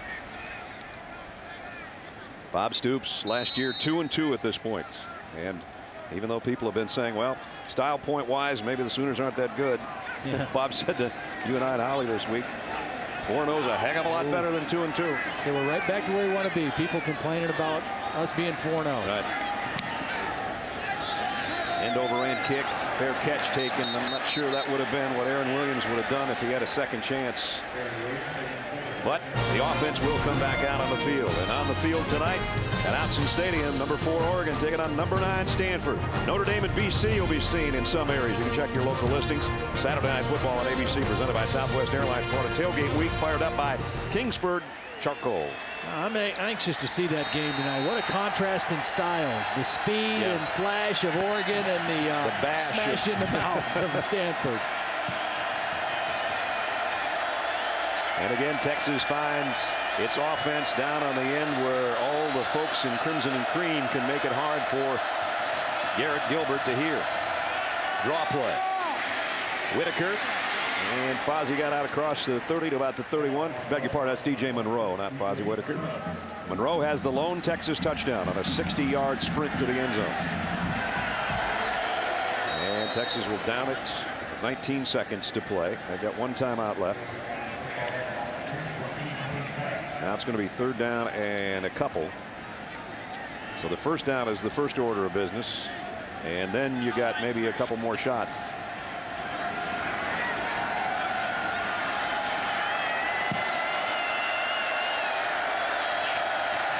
Even a field goal right now to Texas fans would look like a corny dog and a Coke. Draw play again. Whitaker trying to get to the corner. And that Oklahoma defense stretches it out. He does get the first down, though. Down to 13 seconds. So Texas can stop it one more time. But they're a long ways away from having an opportunity for a field goal. Well, now that they got the first down, they may try to take a shot deep down the field. And I'm sure that's what Brett Venables is telling his secondary. Nothing over your head. Keep everything in front. Gilbert. Trouble in the pocket. Flushed out of it. Throws far side. Incompletes. And a flag does fly in late. Marquise Goodwin was saying, hey, he hit me and I was trying to go up for the ball. Yeah, there was contact. The only question I had was that a catchable pass or not? Pass interference. Defense for 19. First down, spotted foul. First down. Demontre Hurst, the guilty party. And here's another look at it. I mean, there is contact, but this ball was pretty high, and it sailed over both receiver and defender.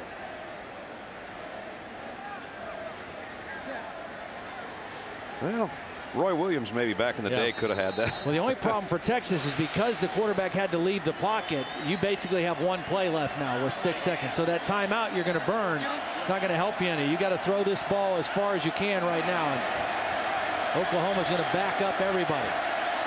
Three receivers all to this left side as Gilbert has to scramble around and then load it and let it fly.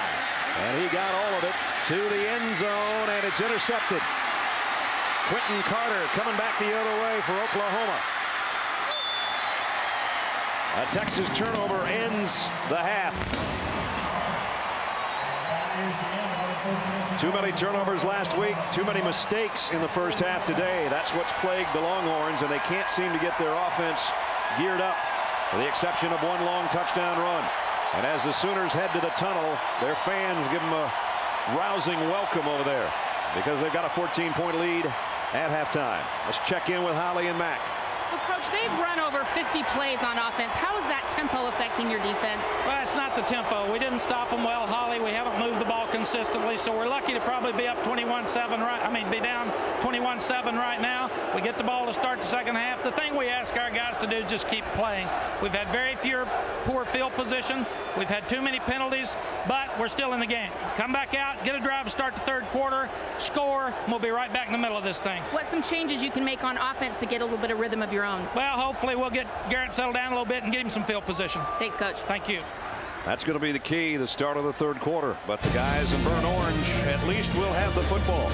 Halftime at the Red River Rivalry in Dallas at the Cotton Bowl, and it's all Oklahoma right now. The Sooners up 21-7.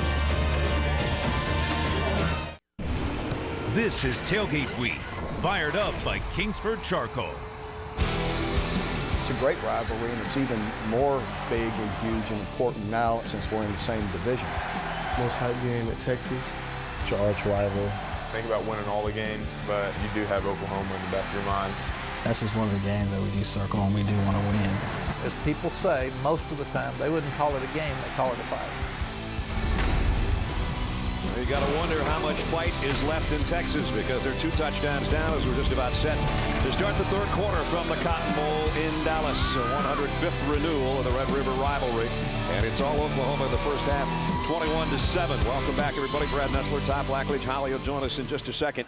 While you and I were consuming a corny dog, I'm sure Mac Brown and his offense is trying to find a recipe for some offense in the second half. Well, and they've got to get some big chunk yardage plays. I mean, you know, Garrett Gilbert was 10 for 15. Oh, that's good, but only 58 yards. They're averaging 5.8 yards per completion. Somebody has to step up for Texas and be a playmaker and make something down the field. As you can see, it was dominated in the first half by Oklahoma with 19 first downs, 8 more minutes time of possession. And 30 more plays. And 30 more plays. 30 more plays in one half of football. That's amazing.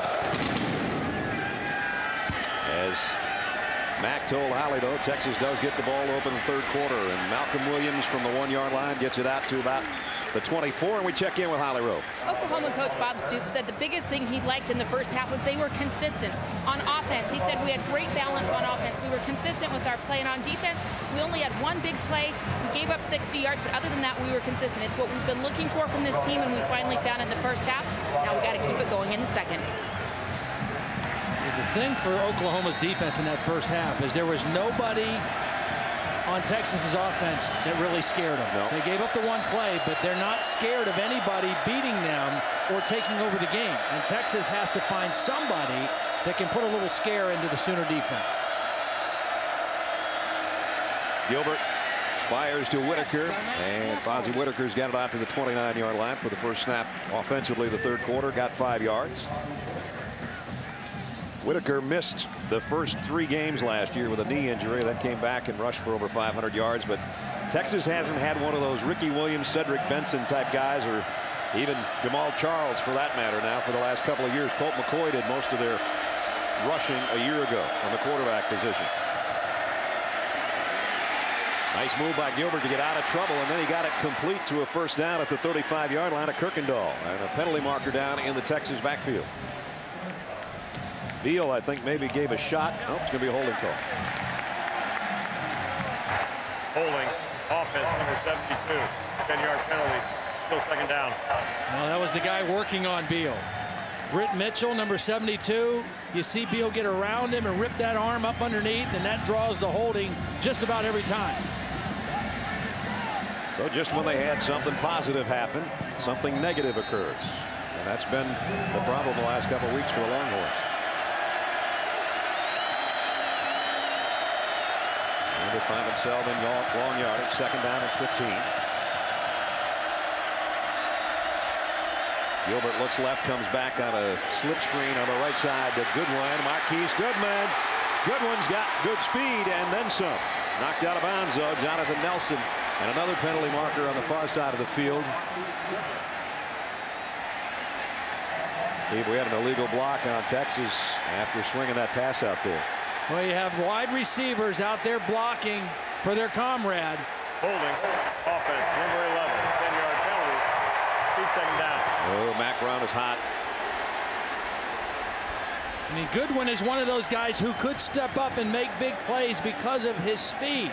It's a quick screen. You've got 3 receivers out there blocking, and Kirkendall, number 11, is the guy called for the hold. Well, I'll tell you, he had his hands inside pretty well. Yep. That's what you teach. I mean, you can call holding on every play. Usually, as long as the guy's hands are inside, they're not going to call that. Mack said that's bad. Or something to that effect. There's a spot for Gilbert to try to throw again across the middle, and does. Barrett Matthews on the reception. Dropped immediately. Texas is not getting any yards after catch on almost anything that they put up there because the Oklahoma defense has been equal to the task speed-wise. So now it's third down. Remember what Mack told Holly going to the locker room. We get the ball first. We're going to take it down, move the chain, score, and we're right back in the game. Well, without this 3rd and 5, that isn't going to happen.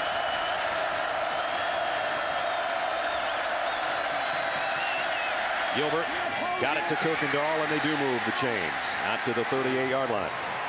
Boy, and it was right in time that Gilbert got rid of that ball because Beal was right in there on him again. And again, he is the best pure pass rusher that Oklahoma has. And Texas may want to look to chip on him a little bit with either a tight end or a back to take a little steam out of his pass rush. Yeah, he's no surprise to them. He had 12 tackles in this game last year, Beal did. Gilbert and the shotgun by himself. They throw back to the near side to the 40-yard line, complete to Whitaker. Travis Lewis made the tackle. So many comparisons between Garrett Gilbert and the guy that was before him, and Colt McCoy, a lot of them unfair. One thing they say, well, you know, Colt McCoy in his first Texas OU game, he won. Well, one of the things was he wasn't asked to do everything in that game. He only had to throw 18 times in that game. There's Colt's little brother, Case McCoy, who's the backup quarterback, a freshman. Gilbert still slinging it, and Kirkendall's been his favorite guy. Pick up a 5 more out to the 45. You mentioned earlier in the game that Gilbert, I think, has a bigger arm than Colt McCoy, who's now with the Cleveland Browns. But he's had to do more so far early in this season because of the lack of the Texas running game. And it's been more on his shoulders as a young quarterback. They picked up a 3rd and 5. Let's see if they can get a 3rd and 3 here. Kirkendall in motion. Gilbert rolls that way, throws to Kirkendall, but he dropped it. Would have been short anyway. Kirkendall's got to do a better job of knowing where the marker is. Even if he catches that, he's going down short of the first down. And so Texas doesn't get what Mack Brown had hoped for, a scoring drive to open the 3rd. They'll instead punt. Out comes Justin Tucker again. And there's Ryan Broyles. They've kept him bottled up as a punt returner today. But he's still a dangerous one on the other end if you line drive kick it to him. And it's a fake. Texas, did they get it? I think they did. It just depends on if he stepped out before he reached the ball over. He was diving with the football for the first down marker. Ryan Robertson took it on the snap, and now it's all about where they spot it. Direct snap to number 30. The fullback. Great play by the middle linebacker, Tom Ward, reading it and getting quickly to the spot to make the tackle. But did he get the ball across the line first? Wow. Took out the chain gang crew en route. And they stretch it out, even though the pad is kind of dangling. You can see the sticks is what we're worrying about, not where the padding is. And it's a first down, Texas. Gutsy call in his own territory by Mack Brown, and they got it. And they didn't really fool the Oklahoma defense. I mean, Tom Ward was there to make the play, and it was oh so close, but a much needed conversion for the Longhorns. Again, Robertson, a fullback, took it as wide as he could, then he took it as high as he could, and it was enough. Right at the 48-yard line. Kenny Vaccaro, number 16, was able to get enough of a block on Ward to make it. Let's see if Bob Stoops is going to challenge here. Referee's going to come all the way over to Coach Stoops. A timeout here. Crucial call here. 4 minutes into the second half. Oklahoma is challenging the ruling of the field of forward progress sufficient for a first down. All right. Even though it sounded like something from the Twilight Zone, challenging the spot on the field is Oklahoma. We'll see how that holds up when we come back. College football in high definition is presented by Vizio.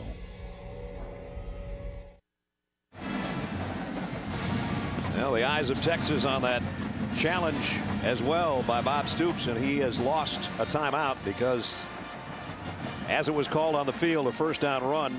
As you look at the split screen of Robertson going airborne and past the first down marker. So Oklahoma's down a timeout. Texas is up a first down and still trying to keep the opening third quarter drive alive. This is the 8th play of it at the 48-yard line. Well, the other guy who can make a play for Texas who hasn't done anything yet today is John Childs, number 5. He's in the slot right here. He's a fast guy. He's been bothered by a groin injury, but has not been called upon too much today so far. Gilbert under center. Play action. Loads it and fires. Got Kirkendall open. 20, 15. Kirkendall first and goal, Texas. Well, that's the beauty of the timeout that you have with the challenge to set up the play you want. Kirkendall with a beautiful route on the top. Watch him run the little corner route. Fake the post, little head and shoulder fake, and it turned the safety, Quentin Carter, completely around. First and goal, Longhorns. Now back to the running game as Whitaker takes it down to about the 6. So maybe Mack Brown with a gutsy call on a fourth down, maybe he will get his scoring drive to open the third quarter. Didn't look like it was going to happen. Well, they went for that, and they also have opened up this quarter going no huddle and trying to play the tempo game right away in the third quarter against Oklahoma. We saw at the end of the half, but they started the third quarter with it as well. Childs again, the slot man. Kirkendall's been the main target of Gilbert today. to the end zone, too high, intended for Childs. The boy put some heat on that one, but it sailed on him.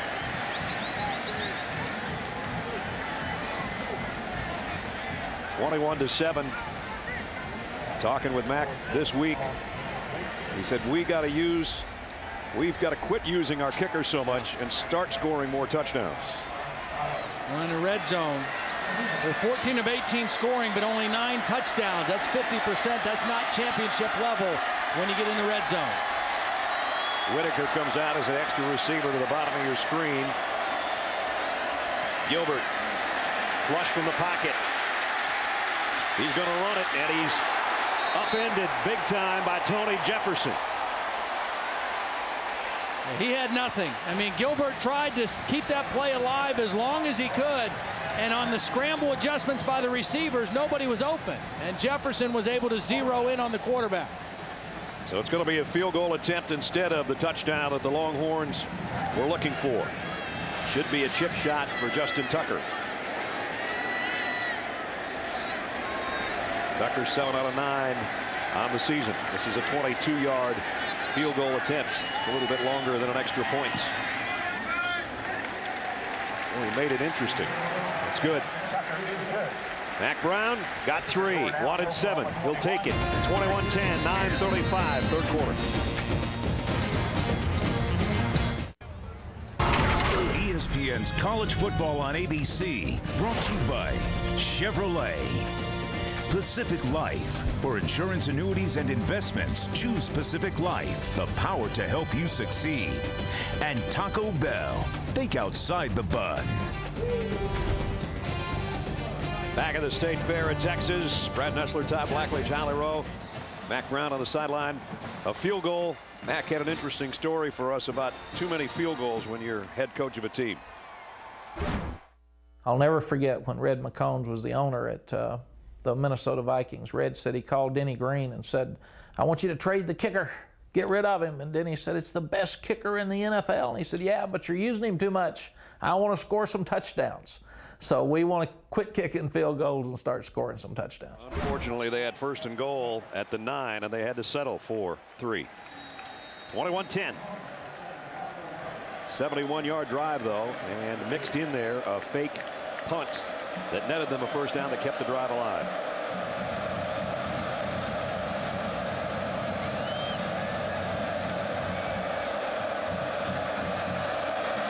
Tucker with a kickoff. It'll go to DeMarco Murray at the 5. Murray tripped up before he can get to the 20. Nice job on the special teams by Texas as we get an update from Robert Flores. What do you got, Robert? All right, Brad, time now for an AT&T All-America Player of the Week update, and it's Temple's Matt Brown. 28 carries, 226 yards, and 4 touchdowns as Temple beats Army 42-35. To take part, text VOTE to 345-345, and also you get a chance at a trip to the national championship. Now back to the State Fair in Dallas. We had that corny dog for you, by the way, Robert. Temple, pretty good football team now, aren't they? Yeah, they are. Al Golden has done a great job at a place that historically has been very difficult to win. Oklahoma, not the greatest field position here. They start inside their own 20-yard line. Landry Jones throws on the run, in and out of the hands of Kenny Stills. You know, when you add halftime and the length of that drive, the Texas defense, Will Muschamp's defense, had about 35-40 minutes to at least catch their breath a little bit. And that was the first play that I can remember where they really flushed the quarterback Landry Jones. Right up the gut goes Murray, and not for much. And Texas trying to be fired up defensively. Now Kenny Vaccaro made the tackle, and it's 3rd down and long immediately here for the Sooners. Again, last week they played a brilliant first half. UCLA only had 77 total yards, but the second half is where things started going south on them. A chance to turn that around here in this one. 3rd and 7. Jones again flushed from behind. He's hit. Ball is out. Texas has got it, I think. I think they do, but there's also a penalty flag down on the opposite sideline. And 2 plays in a row, they were able to flush Landry Jones out of the pocket. Texas football.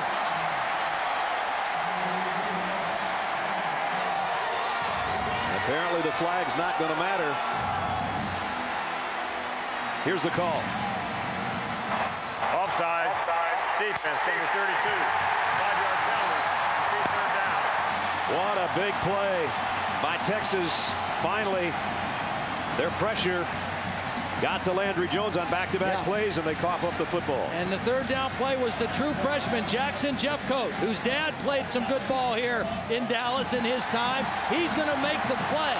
Now, when the quarterback leaves the pocket and steps up, Jeffcoat doesn't quit on the play. He comes back in and strips him from behind, and Texas is able to come up with the football. He has made a real impact on this football team early in his career.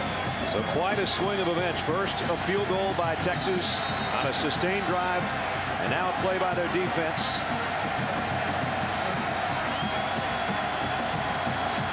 Oh, wait a minute. Oh, they ruled it incomplete.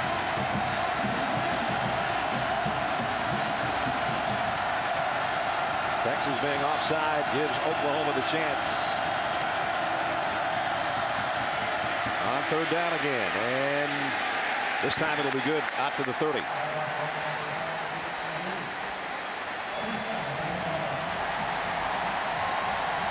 DeMarco Murray on the sideline. He'll stay there as Madu will stay out in the Sooner backfield. Good day for DeMarco, though, including the first touchdown of the ball game. Whoops. Bad snap. Or a bad catch by Landry Jones, one of the two. Well, whatever the case is, Texas's defense is a little bit more dialed in so far in the 3rd quarter. They didn't get the stop on that 3rd down play, but they're forcing the action a little bit more here in the 3rd quarter. They're putting more pressure on Landry Jones. That's 2nd and 20. Jones fires the deep out, got it to Stills. He cuts it back to the middle of the field, and he might have a first down. I think he does. Kenny Stills, another big catch. That's the one Texas couldn't afford to give up right there.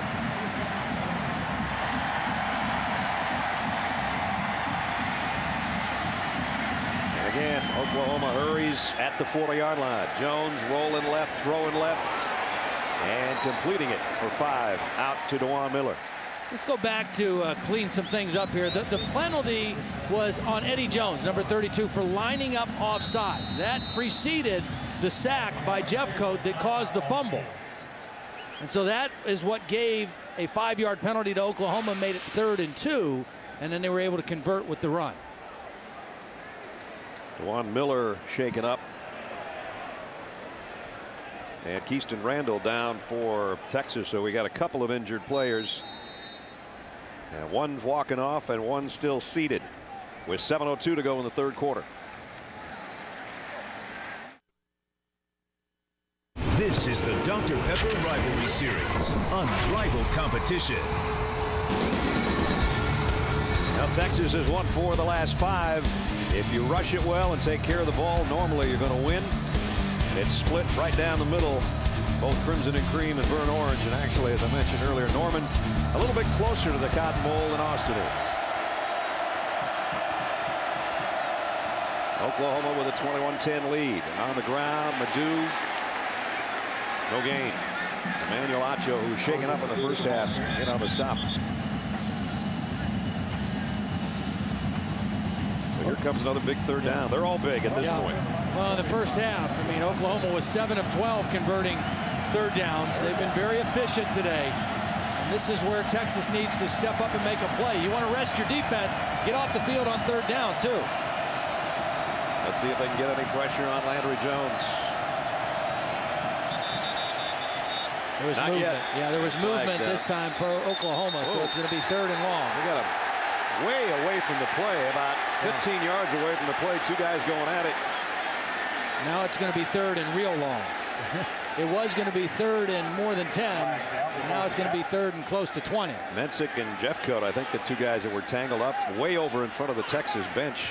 Looked like they were doing the Texas 2-step together over there on the far side.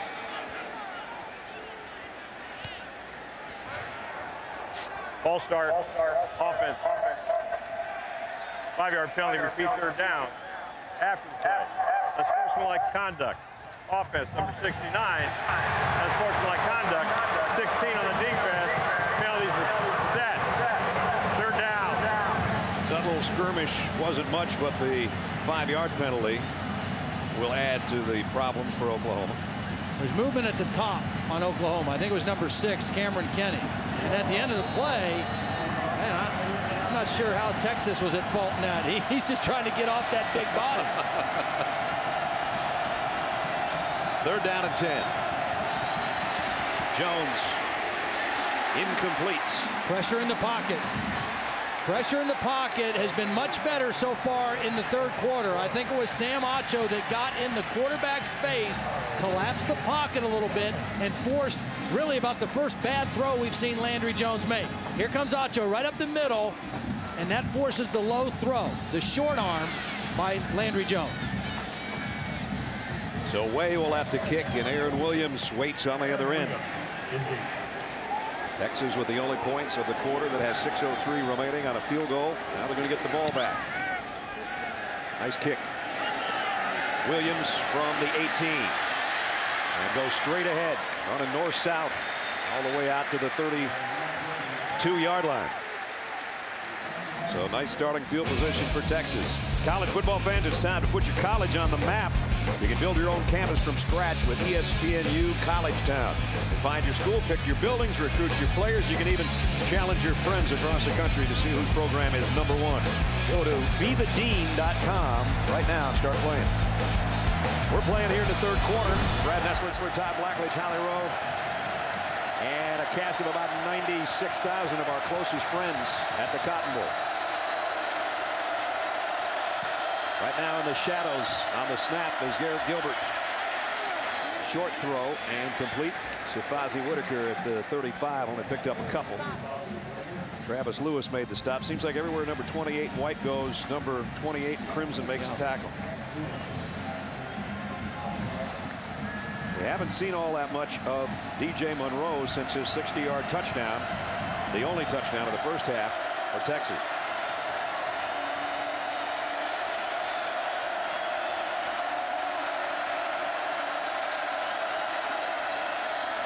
Nice play fake by Gilbert on 2nd and 8. And rolls and throws high and incomplete. Jonathan Nelson made this play on John Childs. It will bring up third down and long.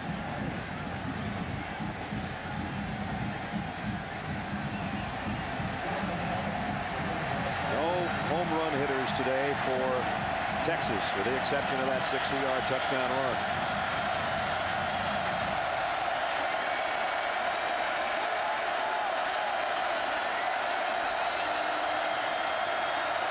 Gilbert in the shadows. His coach looking on. Third down and 8. Got pressured, had to float it out, and it's not going to be nearly enough for the first down. Maybe a pickup of 3 to Barrett Matthews, the tight end. Yeah. See, that was a delayed rush by Ronell Lewis. It was a 3-man rush, and Ronell Lewis was just hanging back there, number 56. And then when it looked like the quarterback might start to leave the pocket, here comes the delay rush. And that got in the face and affected quarterback Garrett Gilbert. So that was just a quick 3 and out for Texas. Cameron Kenny trots back deep instead of Broyles this time. The 4th 3 and out that Texas has had today, and Tucker will have to kick.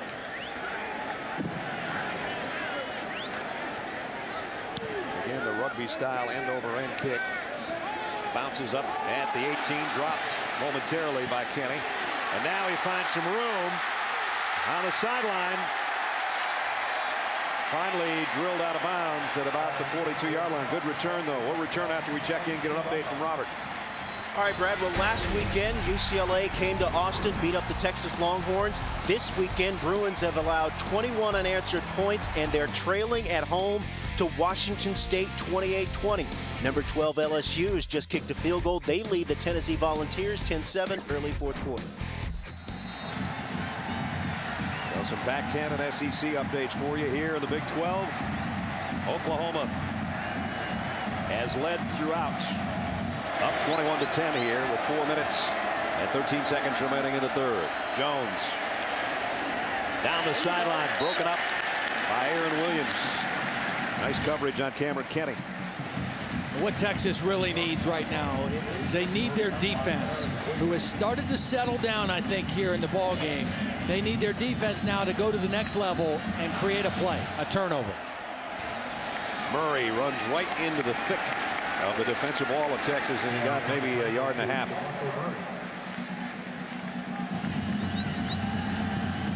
Well, they had a bad first half, but since, as Todd says, they have settled in. And as Mac Brown told us last week, my offense showed up late and my defense left early. Not a good combination. Quick slants, playing through and knocking it down. Much more aggressive defense here in the third quarter. They're rushing the passer. They're challenging routes. They're playing with more swagger, more confidence, and more tenacity. And that's what's forcing the 3 and outs. That was a good play by Curtis Brown, the corner. So they have a great secondary. Texas is very skilled in the back end of their defense. And they've started to tighten it down a little bit on these quick routes of Oklahoma's. Williams had a nice return of a kick just a few minutes ago from Tressway.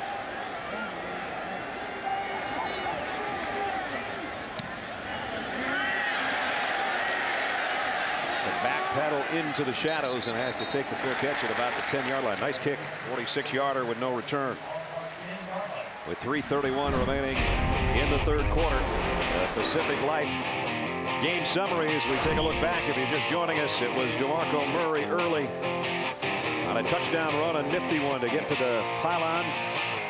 That gave Oklahoma a 14-0 lead, but DJ Monroe came back, and I mean, he came back fast. 60-yard sprint to the end zone, and then Landry Jones with a touchdown toss to his tight end, his second of the day. And with the exception of the field goal, that's where we are right now. DJ Monroe, speaking of, is back in the Texas backfield, flanking Garrett Gilbert. Trying to just fly sweep. Good one around the corner, and he doesn't even get to the corner. A nice play by Tom Ward, the freshman linebacker. He's a Texas kid, New Braunfels, Texas. Had a tough game last week and had some missed assignments, turned some guys loose in man coverage, but he's a real coachable guy, came back to work, accepted responsibility, and he's played well here today. Can't be easy on Gilbert right now because he's oh so close to his own goal line with the crowd making noise. The Texas at the 9. Steps up and fires in and out of the hands of Kirkendall. Kirkendall had guys on both sides of him, but had he made the catch, it would have made it third down at about 7. As it is, 3rd and 11.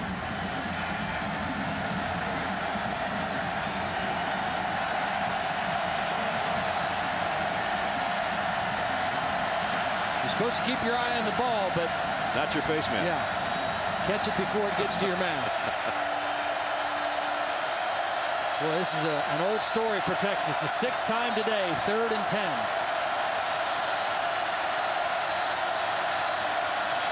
Gilbert flares it out to Whitaker. Fozzie Whitaker might have gotten it. Very close. Well, they could have spotted about the length of the football shy, I think. This was a perfect call by Greg Davis. It was a flare screen right into a blitz. The blitz came right on that side, and they threw the screen right past it. It was a perfect call against that defense. When they put that ball down, it looked like it was going to be short, but they had given them the first down. Watch, you got a blitz coming this way, and they throw the screen right out there and get a lineman out in front. That's Britt Mitchell, the tackle. Very, very close on the spot. Major Applewhite came running up. He lost his visor. Mac Brown came running up. He lost his hat. Meanwhile, Texas gets a quick snap. First down throw and incomplete. See, nothing down the field right now for Texas. And what's happening is Oklahoma's corners are just kind of sitting on the short routes. They've got to get something that threatens down the middle or deeper down the field against this Oklahoma defense. The one time they did, they got the one throw down the field was it. That's where Mike Davis would come in handy if he were out there. Here's their leading receiver coming in, a freshman. Guy with good size and great speed. They don't have him out there today. Second down and 10. Gilbert, sprint draw going back to Whitaker on the right. And Whitaker run out of bounds.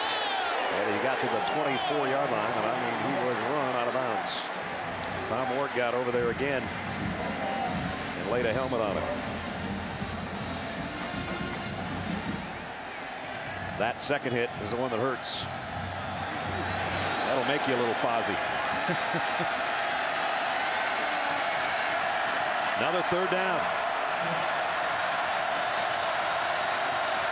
They got the last one with Fozzie Whitaker. We're down to 1:40 in the third quarter. Kirkendall in motion toward the ball. Gilbert had to double clutch, and down he goes. Beal and Lewis. Second sack today. And now Texas is going to have to punt from its own goal line. Well, Lewis is going to force the quarterback to move. He gets there first. He forces him out of the pocket and right in to the waiting arms of Beal. But it was Lewis's pressure up the middle that forced the action and forced the punt. And John Gold is going to be standing in his own end zone.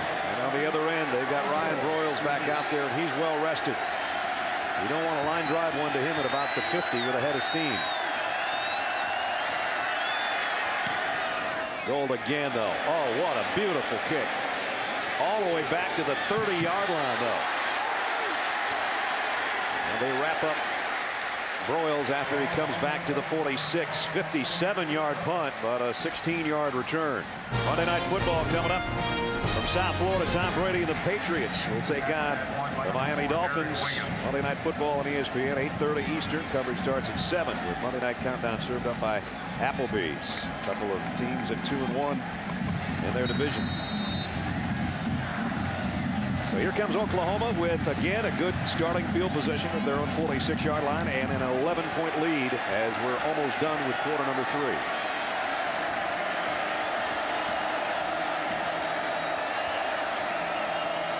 Andre Jones moves to Marco Murray and throws back the other way to Millard. And Millard took a big shot as he got up near midfield. He's a tough kid. He is.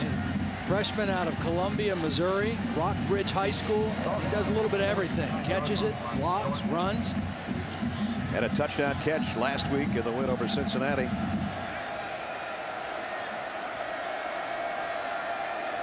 Second down along 6. Jones taking his time here as this will probably be the last play of quarter number 3. DeMarco Murray cuts it outside. One more guy, and he might have been down the sideline. As it is, we played 3 at the Cotton Bowl. Who's going to come up big in the fourth quarter of the Red River rivalry? Hang around, we'll find out together.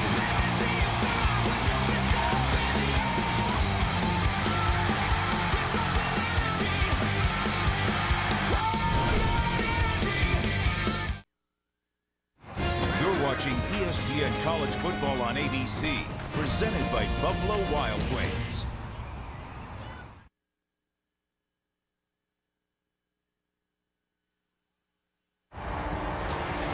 Most hype game at Texas. The arch rival. Think about winning all the games, but at the same time, you do have Oklahoma in the back of your mind. At the end of the day, when you're holding that patch, it's great. It's a great feeling. When you go across that state border, that's a bad play for many years. A quarter left at the Cotton Bowl in Dallas. 21-10 Oklahoma. You know, this stadium is amazing. I mean, the tickets are right down the middle. I mean, there's, what, 92,000 here, half and half, 50-50. Well, each team has, well, there's a little section here where the tunnel is where there's no seats, and that's the Oklahoma section. So what they do is they give Oklahoma some seats right over in here. Right in the middle of the Texas section, there's a small group of Oklahoma seats just to make sure that those tickets are split 50-50. Just where you wanted to sit, too. Yeah. Actually, we have tied the Cotton Bowl record for this matchup that was set a year ago. We got 96,009 in here today. That's a crowd. You mix that with what's going on in the fair outside, you got a lot of people in one spot. DeMarco Murray tripped up. Nice play by Easton Randall. Randall's had a good game, the junior out of Beaumont. It's not like Texas doesn't have some great players on their defensive side of the ball, but they were a little on their heels in the first half with Oklahoma's hurry-up offense, and now they have settled in the second half. And in the third quarter, Oklahoma only had the ball about 5 minutes. The only problem is Texas only made up 3 points worth of ground. Jones, they get him again. And it's Sam Acho along with Alex Okafor. It's clear the difference between first half and second half for Oklahoma. They did not affect the quarterback Landry Jones at all in the first half. In the second half, they're starting to affect him.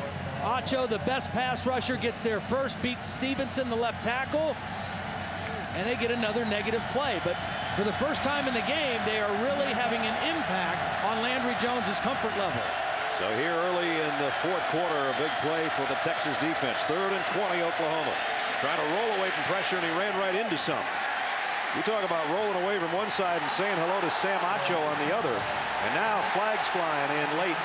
Yeah, really a bad penalty on Jackson Jeffcoat at the end of the play. Play was way over, and he was tangled up with somebody. Tyler Evans, the right guard, and it's going to get called for. Play. Personal foul, defense, number 44, unnecessary roughness. 15-yard penalty, automatic. Touchdown. That's just terrible. You can't let that happen. Remember, he was tangled up with Eric Mensick earlier, and they were offsetting personal foul penalties. This one just goes one way, and it goes against the guys in white. Well, and the worst part is it was not enough yardage. The penalty wouldn't have given them a first down. No. But the automatic first down with the personal foul does. I mean, that is crushing. So what would have been a punting situation instead is first down, Oklahoma at the Texas 37. That's how you find yourself with a spot on the sideline. Second, third down penalty this half against Texas.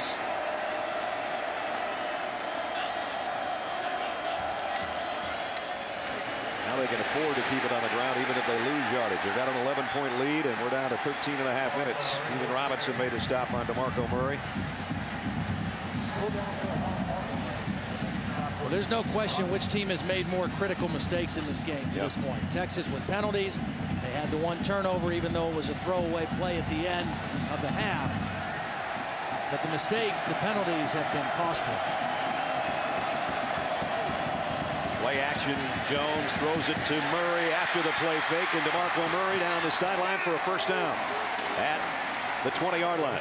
Pickup of 19. They ran that same play in their first scoring drive. They fake it to him, they slip him out, and Acho took one bad step. He took one step in to stop the run, and that enabled Murray to get outside of him and get the play. Now they go right back to the I formation. This is how they got the touchdown last time, and Murray might have another one.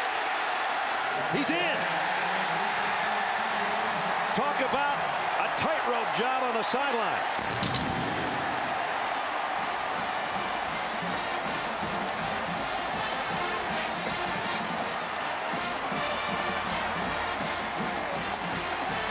You mentioned it. They went to the quick huddle again, or the quick snap. Texas was mulling around a little bit on defense. Whether he stepped out or not, the still thing, they got him with the quick count. I'm going to take a look at it, but it looked like he was in. What a job. We look again. That one's in. That one's in. Then he twists, and it's a flying Walenda from here. A circus act for DeMarco Murray. Same corner of the end zone, but this one was tougher. Scored a touchdown. The previous play is under further review. How do you do that? He's like running on the outside of his foot, the inside of his other foot. He's trying to stay in bounds with everything he's got. Mark Ingram had one a little bit like that last week, but not that good. If that doesn't make plays of the day on SportsCenter, I don't know what will. He literally danced about 12 yards on the instep of his spikes to get to the corner. Another look for you, and we understand we're in the shadows because half the field's lit up and half isn't right now, but I think you get the picture. That one's clean. That one's clean. And then he plants his right foot with his toe not going out of bounds and then does the somersault. That's spectacular. It is. And how about the conditioning of DeMarco Murray?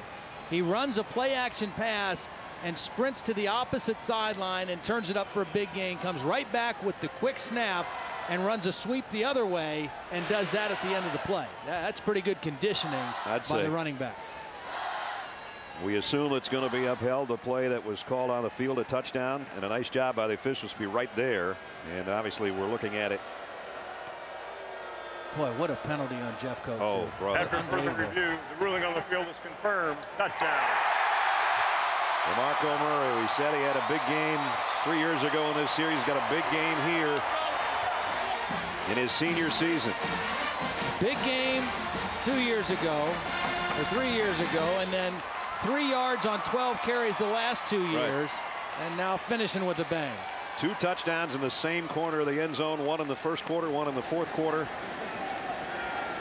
He's got 91 yards on 20 carries and 2 touchdowns. I'd say he would be our player of the game. And a bunch of catches as well. Yeah, exactly. Stevens in for the point after. And it's up and good. And it goes to 28-10. And if you're a Texas fan, that's how you feel. If you're on the Sooners sideline, you're feeling pretty darn good right now. Under 13 minutes to go. Texas is going to have to do something in a hurry, or it's going to be Sooner time in Dallas.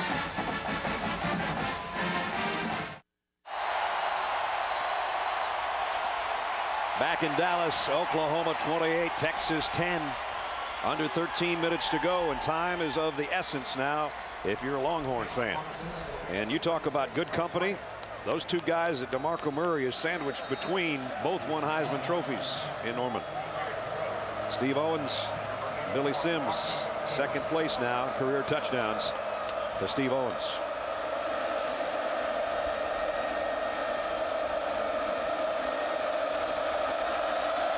Ways kickoff. Backpedaling to the goal line is DJ Monroe. Can he spark things with a kick return? They won't let him loose. Out to about the 23. That's it. We go to Robert Flores. Robert. All right, Brad, Wisconsin inching closer to Michigan State. Scott Tolzien to Jacob Pearson. 12-yard touchdown cuts the lead to 27-24 in East Lansing. Tennessee gets a go-ahead score from Matt Sims, and they lead LSU 14-10. Matt Sims, the younger brother of former Texas Longhorn quarterback Chris Sims. Oh boy, that wouldn't go over so big in Baton Rouge, would it? Well, here, a long ways to go and not that much time to get there for the Longhorns. They're down 18. Gilbert, draw play to Whitaker, going nowhere. And if you think it's been tough with Texas losing at home to UCLA last week, and now if this holds up, they're going to go into Lincoln, Nebraska with a 2-game losing streak. Not going to get any easier, is it? No, because that defense in Lincoln may be better than the one they're playing against today. Oh, man. And Max only lost back-to-back games 4 times in his 13 years at Texas, but it looks like it's going to be number 5 here today, unless something changes drastically. Gilbert down the middle of the field, got it complete, first down. Kirkendall on the run, out to the 42-yard line. Right now. Well, guys, before this game, Oklahoma's defense had been outscored 41-10 in the fourth quarter. So before this quarter started, Bob Stoops was hugely animated, ran down in front of the defense, was screaming, getting in guys' face. Guys, this is our quarter. This is where we finish. No points in this quarter. He's trying to get his defense to have a little more consistency. That has been the stickler, and they had to hold on against Cincinnati last week. But right now they're playing with a big lead, and Texas backed up against the clock. High pass incomplete, intended for Goodwin again. Well, the problem again for Texas as they look at some of these defenses that they face that are quality defenses. UCLA had a good defense. This is a very good defense here in Oklahoma. And it's going to get better. And Nebraska is that just the absence of bona fide playmakers that have really emerged. I'm not saying they don't have guys that could be coming, but they don't have any established playmakers right now. Gilbert, low pass, but fielded by Goodwin. Goodwin back to the middle of the field. Got a first down. So back in Oklahoma territory. Texas trying to hustle up to the line. Under 12 minutes to play and trailing 28-10. Goodwin is a guy who can be one of those players. He's a sophomore out of Garland, Texas. He's a track All-American, but he's also got receiver skills. He's not like a typical track guy that can only run good straight ahead. He knows how to wiggle and get open and be a receiver as well. Gilbert to Goodwin, but he dropped it. First career touchdown for Goodwin was in this game last year when he caught 4 passes.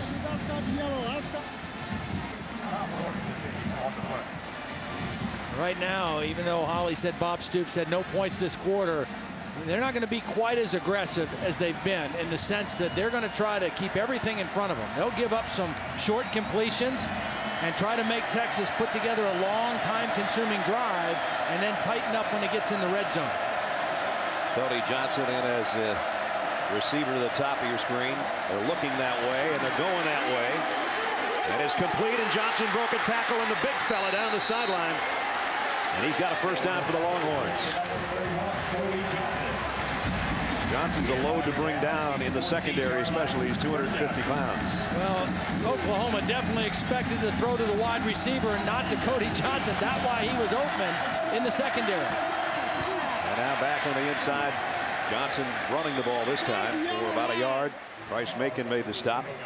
And we're under 11 minutes. All of the Texas running backs, or most of them, have been banged up in one way or another. Johnson has battled an ankle injury. Trey Newton has been dealing with a hip pointer.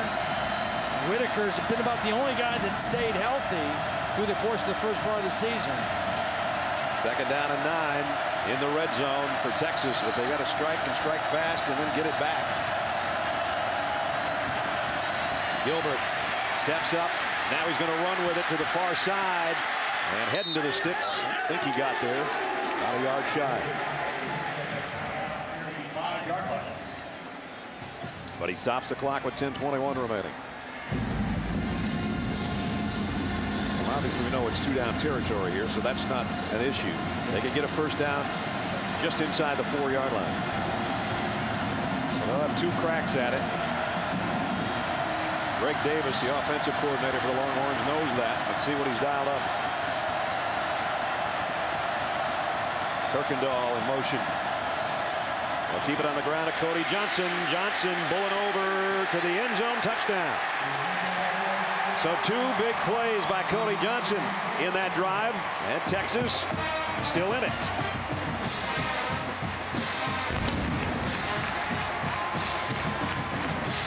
Well, nice job by Michael Huey, the left guard. Number 63 is going to pull in front of this play, get a block on the middle linebacker, Wart, and then Cody Johnson's going to follow him right into the end zone. I know what Texas people are saying that are watching at home right now. Where's Cody Johnson been all day? Comes in and makes an immediate impact with first a 34-yard reception, and then a 5-yard touchdown run to cap off a 76-yard march. Texas back in it, 28-17. ESPN's College Football on ABC, brought to you by Buffalo Wild Wings. You have to be here. Dr. Pepper, there's nothing like a pepper. And New York Life Insurance Company. How you doing, Bear? It's good to see you. Party with you people. Burt's Burgers and Fries getting a lot of love out there in the midway today. 9:52 remaining in the ball game as we take a look at our Pacific Life game summary. And the gap is closed. In fact, in one instance now, Texas has got more total yardage, but the penalties have killed them, especially on that last drive that kept the drive alive that Oklahoma ended up scoring a touchdown on. So things are evening off, but it's still a 2-score game, down 11. And the youngster, Jackson Jeffcoat, had that costly personal foul on the last drive for Oklahoma. And if you remember, Oklahoma's first touchdown drive was aided by 2 Texas penalties. That's right. And their last one aided by the big penalty on Jeffcoat. So very, very costly at the wrong time. It would appear that it would be way too early to onside kick. We've got 10 minutes left in the football game. Texas, the way their defense has played in the second half, you would think he's going to get it down there. It's a high pooch kick, though, and fielded at the 32. Diving catch by Millard, the freshman again, fullback. So they didn't kick deep. And they just kind of pooched one, trying to keep it out of Madu and Murray's hands back there. I'm not sure they gained that much out of that, but at any rate, that's where Oklahoma works from, their own 34-yard line. Well, we talked about Kevin Wilson wanted his two playmakers, Murray and Broyles, to touch it at least 35 times. They've touched it 29 times here with 9:51 left in the game. Broyles had 5 catches in the first half, hasn't had one in the second. Here comes Madu, and Moses out to the 38-yard line. Sam Acho made the stop. DeMarco Murray, big day today. 2 touchdown runs, one of the most acrobatic you'll ever see, and 91 on the ground, and 4 catches as well.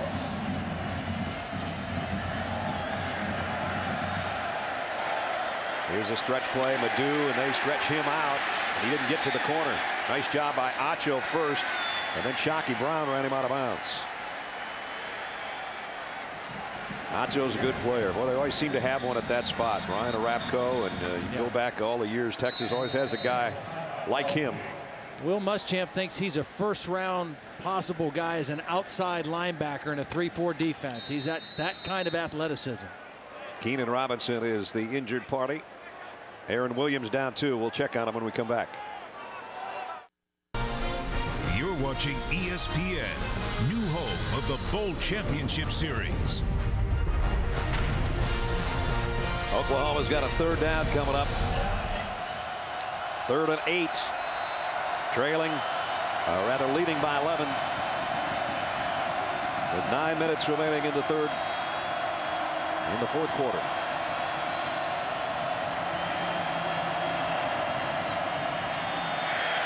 Jones, far side. What a strike. Kenny Stills. Flags are down. Stills not run out of bounds until he gets down to the 32-yard line. Well, Stills was singled up out there with Curtis Brown, and it was a good read by Landry Jones because it was double coverage on Broyles, the slot, and single coverage outside. And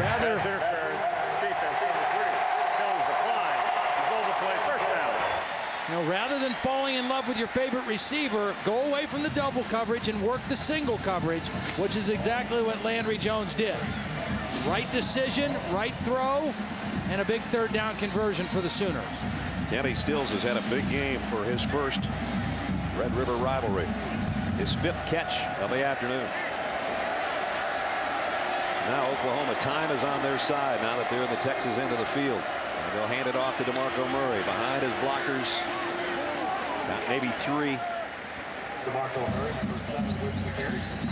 Texas with 3 timeouts remaining. Oklahoma lost one, remember, on a challenge earlier, but they're not worried about that right now. They just want that clock to run. They could head back to Norman 5-0.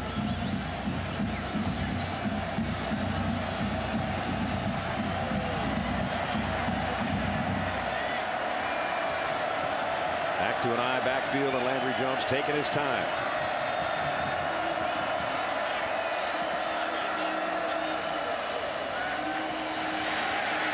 Murray. Positive yards down to the 25. And they'll be right around 7 minutes remaining on the next snap. 2 guys that have both won national titles in their time in Austin and Norman respectively. Bob Stoops and Mack Brown. 2000 season was Bob Stoops. 2005 for Mack Brown. Well, Landry Jones has just shown so much composure today, communicating his checks at the line. Murray, net head on by Emmanuel Acho, and he's short of the 1st down. And the field goal unit was halfway to the line of scrimmage, and now they do trot out together. Well, this would make it a 3-score situation if they hit the field goal. It looks like they're bringing out their other kicker, O'Hara, who is the... Bob Stoops told us if they had to try something around 50, he would be the guy kicking. Patrick O'Hara, 42-yard field goal attempt.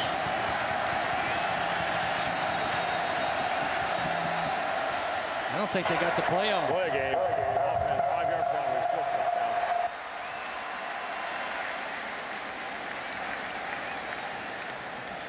So now it's going to make it a little more difficult.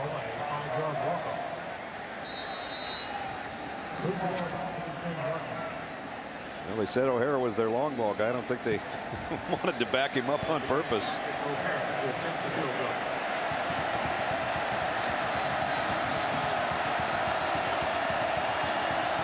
O'Hara to try to make it 31-17.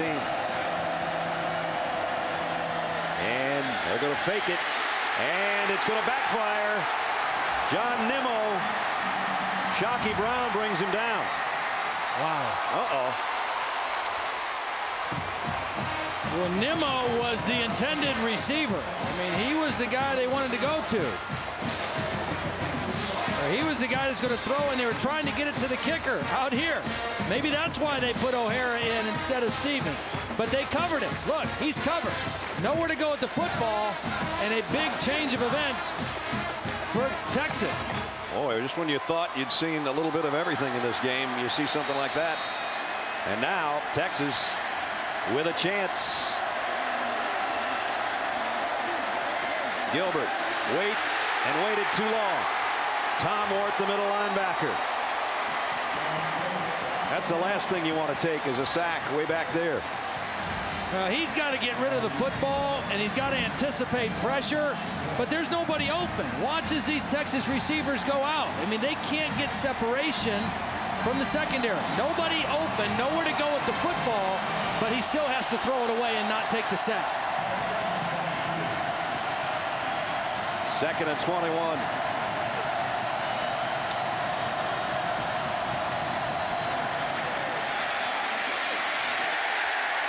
And again, sideways and backwards, and a loss of a yard. Really a nice play by Aaron Colvin, because there was a blocker on him, and he just kind of submarined underneath the block and got a tackle. Watch, he goes right under the lineman and gets a piece of the ankles and trips him up.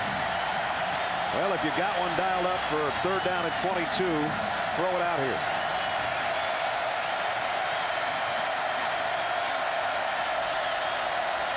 Blitz. Gilbert got rid of it, but it's a pickup of about 2. That's kind of been the story of the day for Texas. When they come up to 3rd down, they make completions, but they're well short of the 1st down. And Oklahoma has done a great job of tackling and not giving up yards after catches to this Texas offense today. So that sack just determined that entire drive, or lack thereof, and now they got a punt, and they didn't do anything with the fact that they stopped the fake field goal. And if it was 4th and 4 or 5, they probably would have gone for it. But 4th and this long doesn't make much sense. So Gold's got a punt. Royals with a fair catch at the 25-yard line. So the score doesn't change, but the clock did. 4:21 remaining. Brent Venables' defense, he is fired up. Sooners should be. They've got the lead in the ball.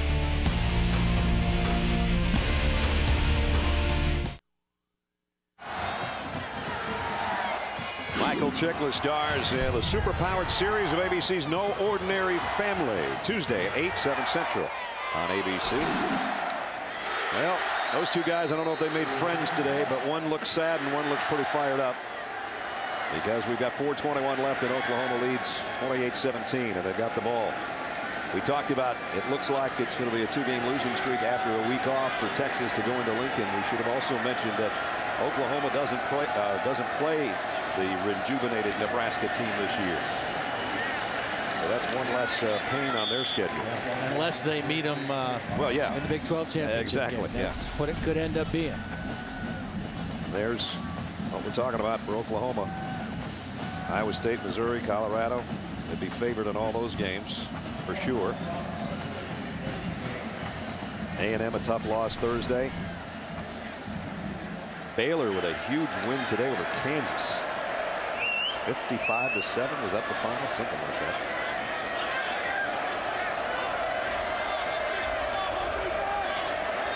Again, Landry Jones taking all that time and watching that clock wind down before taking the snap with about 2 seconds on the play clock.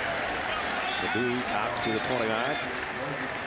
And not only does Bob Stoops look to reverse a trend, they've lost 4 of the last 5 to Texas in this series, but really since they got beat by USC in the national championship game, they've been great at home. The one loss was their first loss after that to TCU. Then they've won 33 straight. They haven't been as good away from Norman. That's why this is a huge win, not only to reverse the trend in this series, but to play well on the road. They won on the road in Cincinnati last week, and they looks like they're going to win away from their home stadium again this week. And to be a championship team, you can't just play well at home. And the Florida State game still their most dominating performance probably of the year, but you look at this one. Second of the half, 30 seconds. Who they're playing and where they're playing, and I think the 28-17 is going to look just as good, if not better, than that lopsided win they had over Florida State. And now, you know, when you think about since that game, Florida State's been a little bit on the rejuvenated side too, so that all of a sudden that win over the Seminoles is looking a little bit better, but this one's going to look great, I think, on the resume. I think this one looks better because to me they've been dominant, and they were dominant in that one, but it was at home. Right. Florida State wasn't quite as good as they are now. This is an impressive win. I thought Oklahoma's defense was outstanding in this game for the most part. They really shut down, locked down the Texas offense, exposed that they are lacking playmakers. And DeMarco Murray was the best player on the field today. And that's, you know, we kind of said that going in, that he was the guy they were going to feed the football to, and he knew what to do with it today. They fed it to him, and he ate it up like fried food at the fair for a couple of touchdowns and close to 100 yards rushing. Jones throwing and throwing high, and that stops the clock, intended for Broyles. Well, up until the last 2 third down plays, Oklahoma has been almost unstoppable. And now they're going to punt it away. I think they're 9 for 19 now on third downs, but the last 2 they've missed. They were ahead of the chains for most of this game.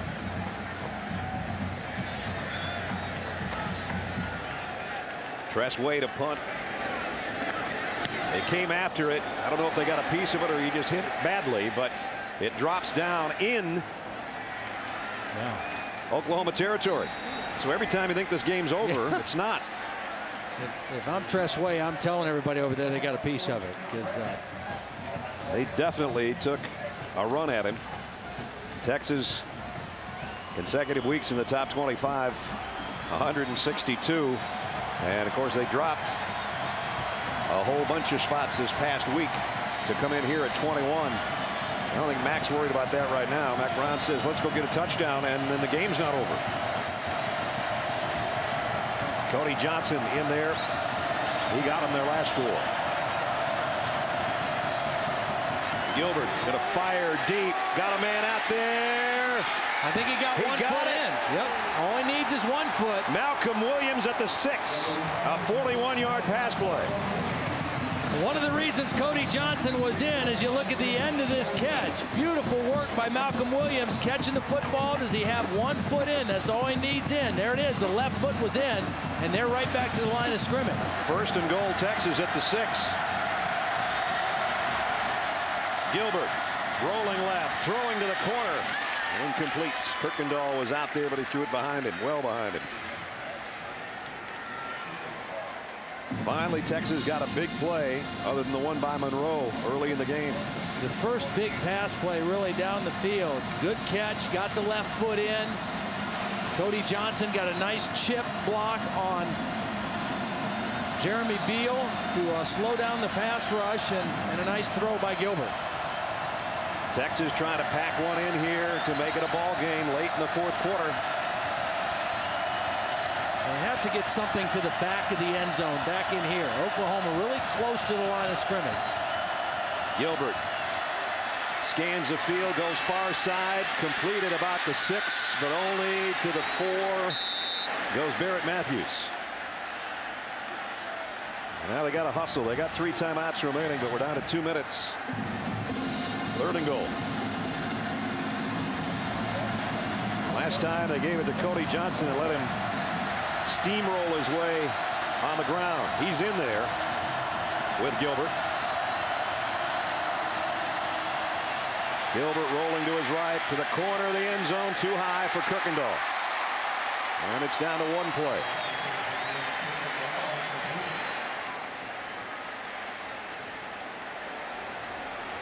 They're going to bring out the field goal unit, I think. Get it here, kick onside, and try to get 8 next time, huh? Yeah.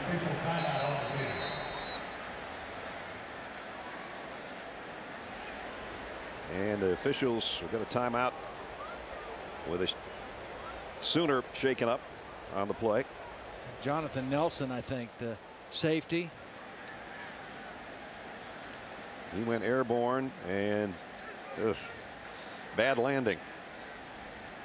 He and Wirt were over there covering on Kirkendall. Jonathan Nelson, senior, a Texas native out of Arlington, is down the road. Meanwhile, Texas is going to try to make it an 8-point game, apparently.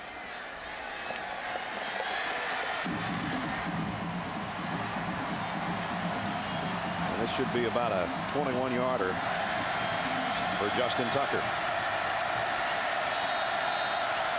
Cade McCrary to hold. Tucker from 21. Up and just inside the left upright. So Texas isn't done yet. 1:39 remaining in the fourth quarter. 8-point game.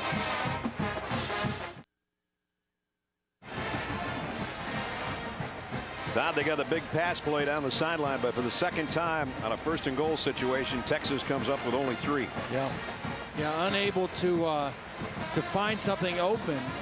Credit to Oklahoma's goal line defense and their red zone defense. It's been a problem for Texas so far this year, not able to score touchdowns when they've gotten in the red zone. Oklahoma's going to bring out some guys with some good hands. In fact, they have nobody at all back by the referee. Ryan Broyles. Well, when they worked on this in practice, they kicked it to the right and tried to get a high bouncer to the right. Matt Brown, final instructions to his kicker. One of the differences is when I saw it on Thursday, they practiced inside on an artificial surface. This natural grass surface may not get the same high bounce that you get inside.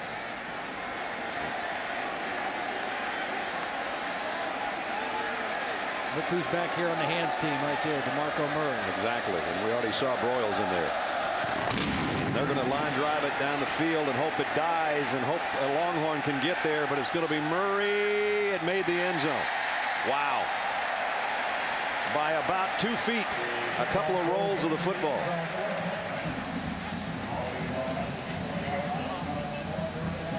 So we come out to the 20 for Oklahoma. This is where you want that baby to die, right there. And this is where you want DeMarco Murray to be the guy to secure it for Oklahoma. I mean, you know, he's had great plays. That was a huge play right there by him. Yeah, it was. Texas still has all its timeouts. With 1:39 remaining in the fourth quarter. And we put it that way instead of saying in the game because you never know. We've seen enough of this game today with some strange twists to think that it might not be over.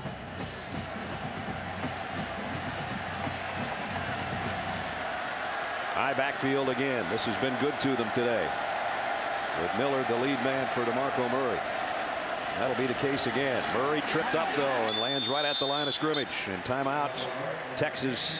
Mac Brown sprinted over there to get a timeout called.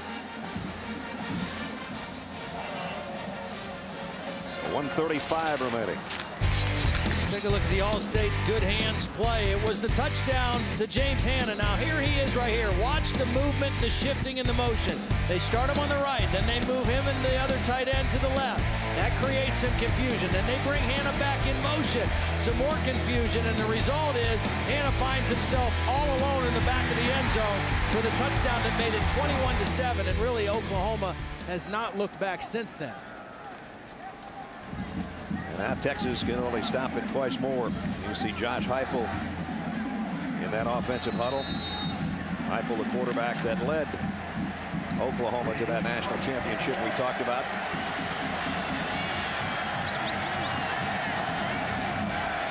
Second down and 10 for the Sooners.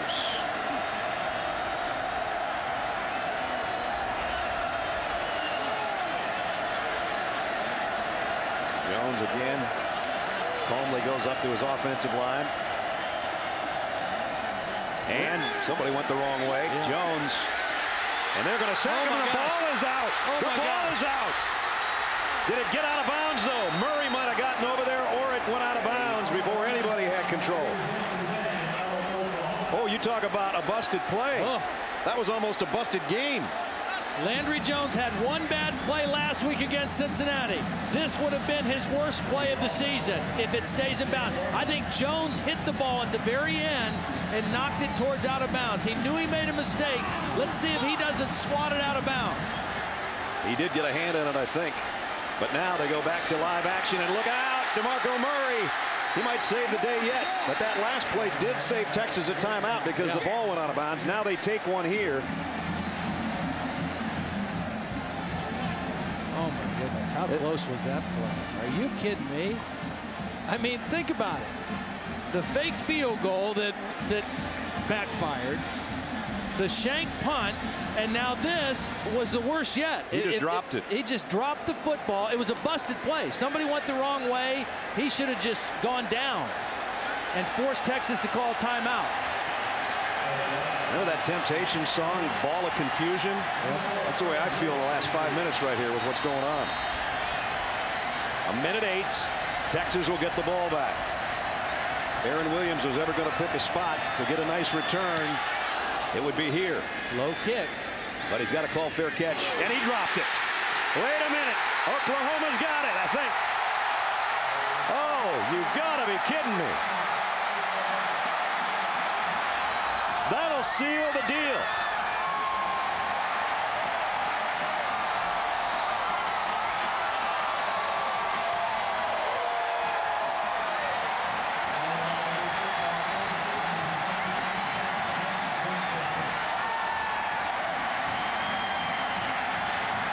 The punt snapper, James Winchester, just fired the shot, hurt round the cotton ball. What an unbelievable finish. Williams has it come out. The guy that snapped it comes up with the play of the day, maybe of his college football life. Last week in the loss to UCLA, Curtis Brown dropped a punt inside his 5 that led to a Bruin touchdown. This one even costlier by Aaron Williams. And Mack Brown knows now. He's just shaking his head saying no timeout, it's over. And Bob Stoops will get the upper hand in this one today after Texas had won 4 of the last 5. What an absolutely crazy fourth quarter. I mean, can you imagine, as good as Landry Jones has played all day, if that game ends with a fumble recovery for a touchdown, or at least, wow. Unbelievable. Oklahoma likes to make it interesting in the fourth quarter, I guess. Yeah, they do. That's their MO this year. Well, there's the feeling on the Texas side. Jubilation on the Sooner side. Oklahoma wins it. It went right down to the finish. 5-0 is 5-0. Two guys with a lot of respect for one another. Shake hands in midfield. Oklahoma. Aaron Williams is going to feel bad. He played a great game, and the secondary was in on a million snaps, it seemed like, and the one snap he'd like to have back, he'll never get back. Let's go down to Holly. Well, Coach Stoops, what went through your mind when your quarterback just dropped the ball right there against the goal line? We should have called timeout. That was my fault. We mixed up in the play calling, and we got lucky. You know, just fortunate. That was kind of a crazy fourth quarter, a lot of ups and downs. What were you thinking? Well, I just wanted to see us. We had a good defensive stop when we had to have it. And, you know, offensively, it just, at the end there, we just didn't execute as well as we did most of the night. But fortunately, we got away with it. You did execute well, particularly in the first half. What was the key to your offense to really take control of this game? The ability to run the football. That was a big factor in the game. And we took care of the football. You know, that's the other part. Thanks, Coach. All right, thank you. Nice to see a senior like DeMarco Murray go out with such a bang today as he helps the Sooners win it 28-10. And that 5-0 feels a heck of a lot better for the Sooners than what it was a year ago. Final score, 28-20. That's going to do it from the Cotton Bowl. For Todd Blackledge, Holly Rowe, and our entire crew, Brad Nessler saying so long from Dallas.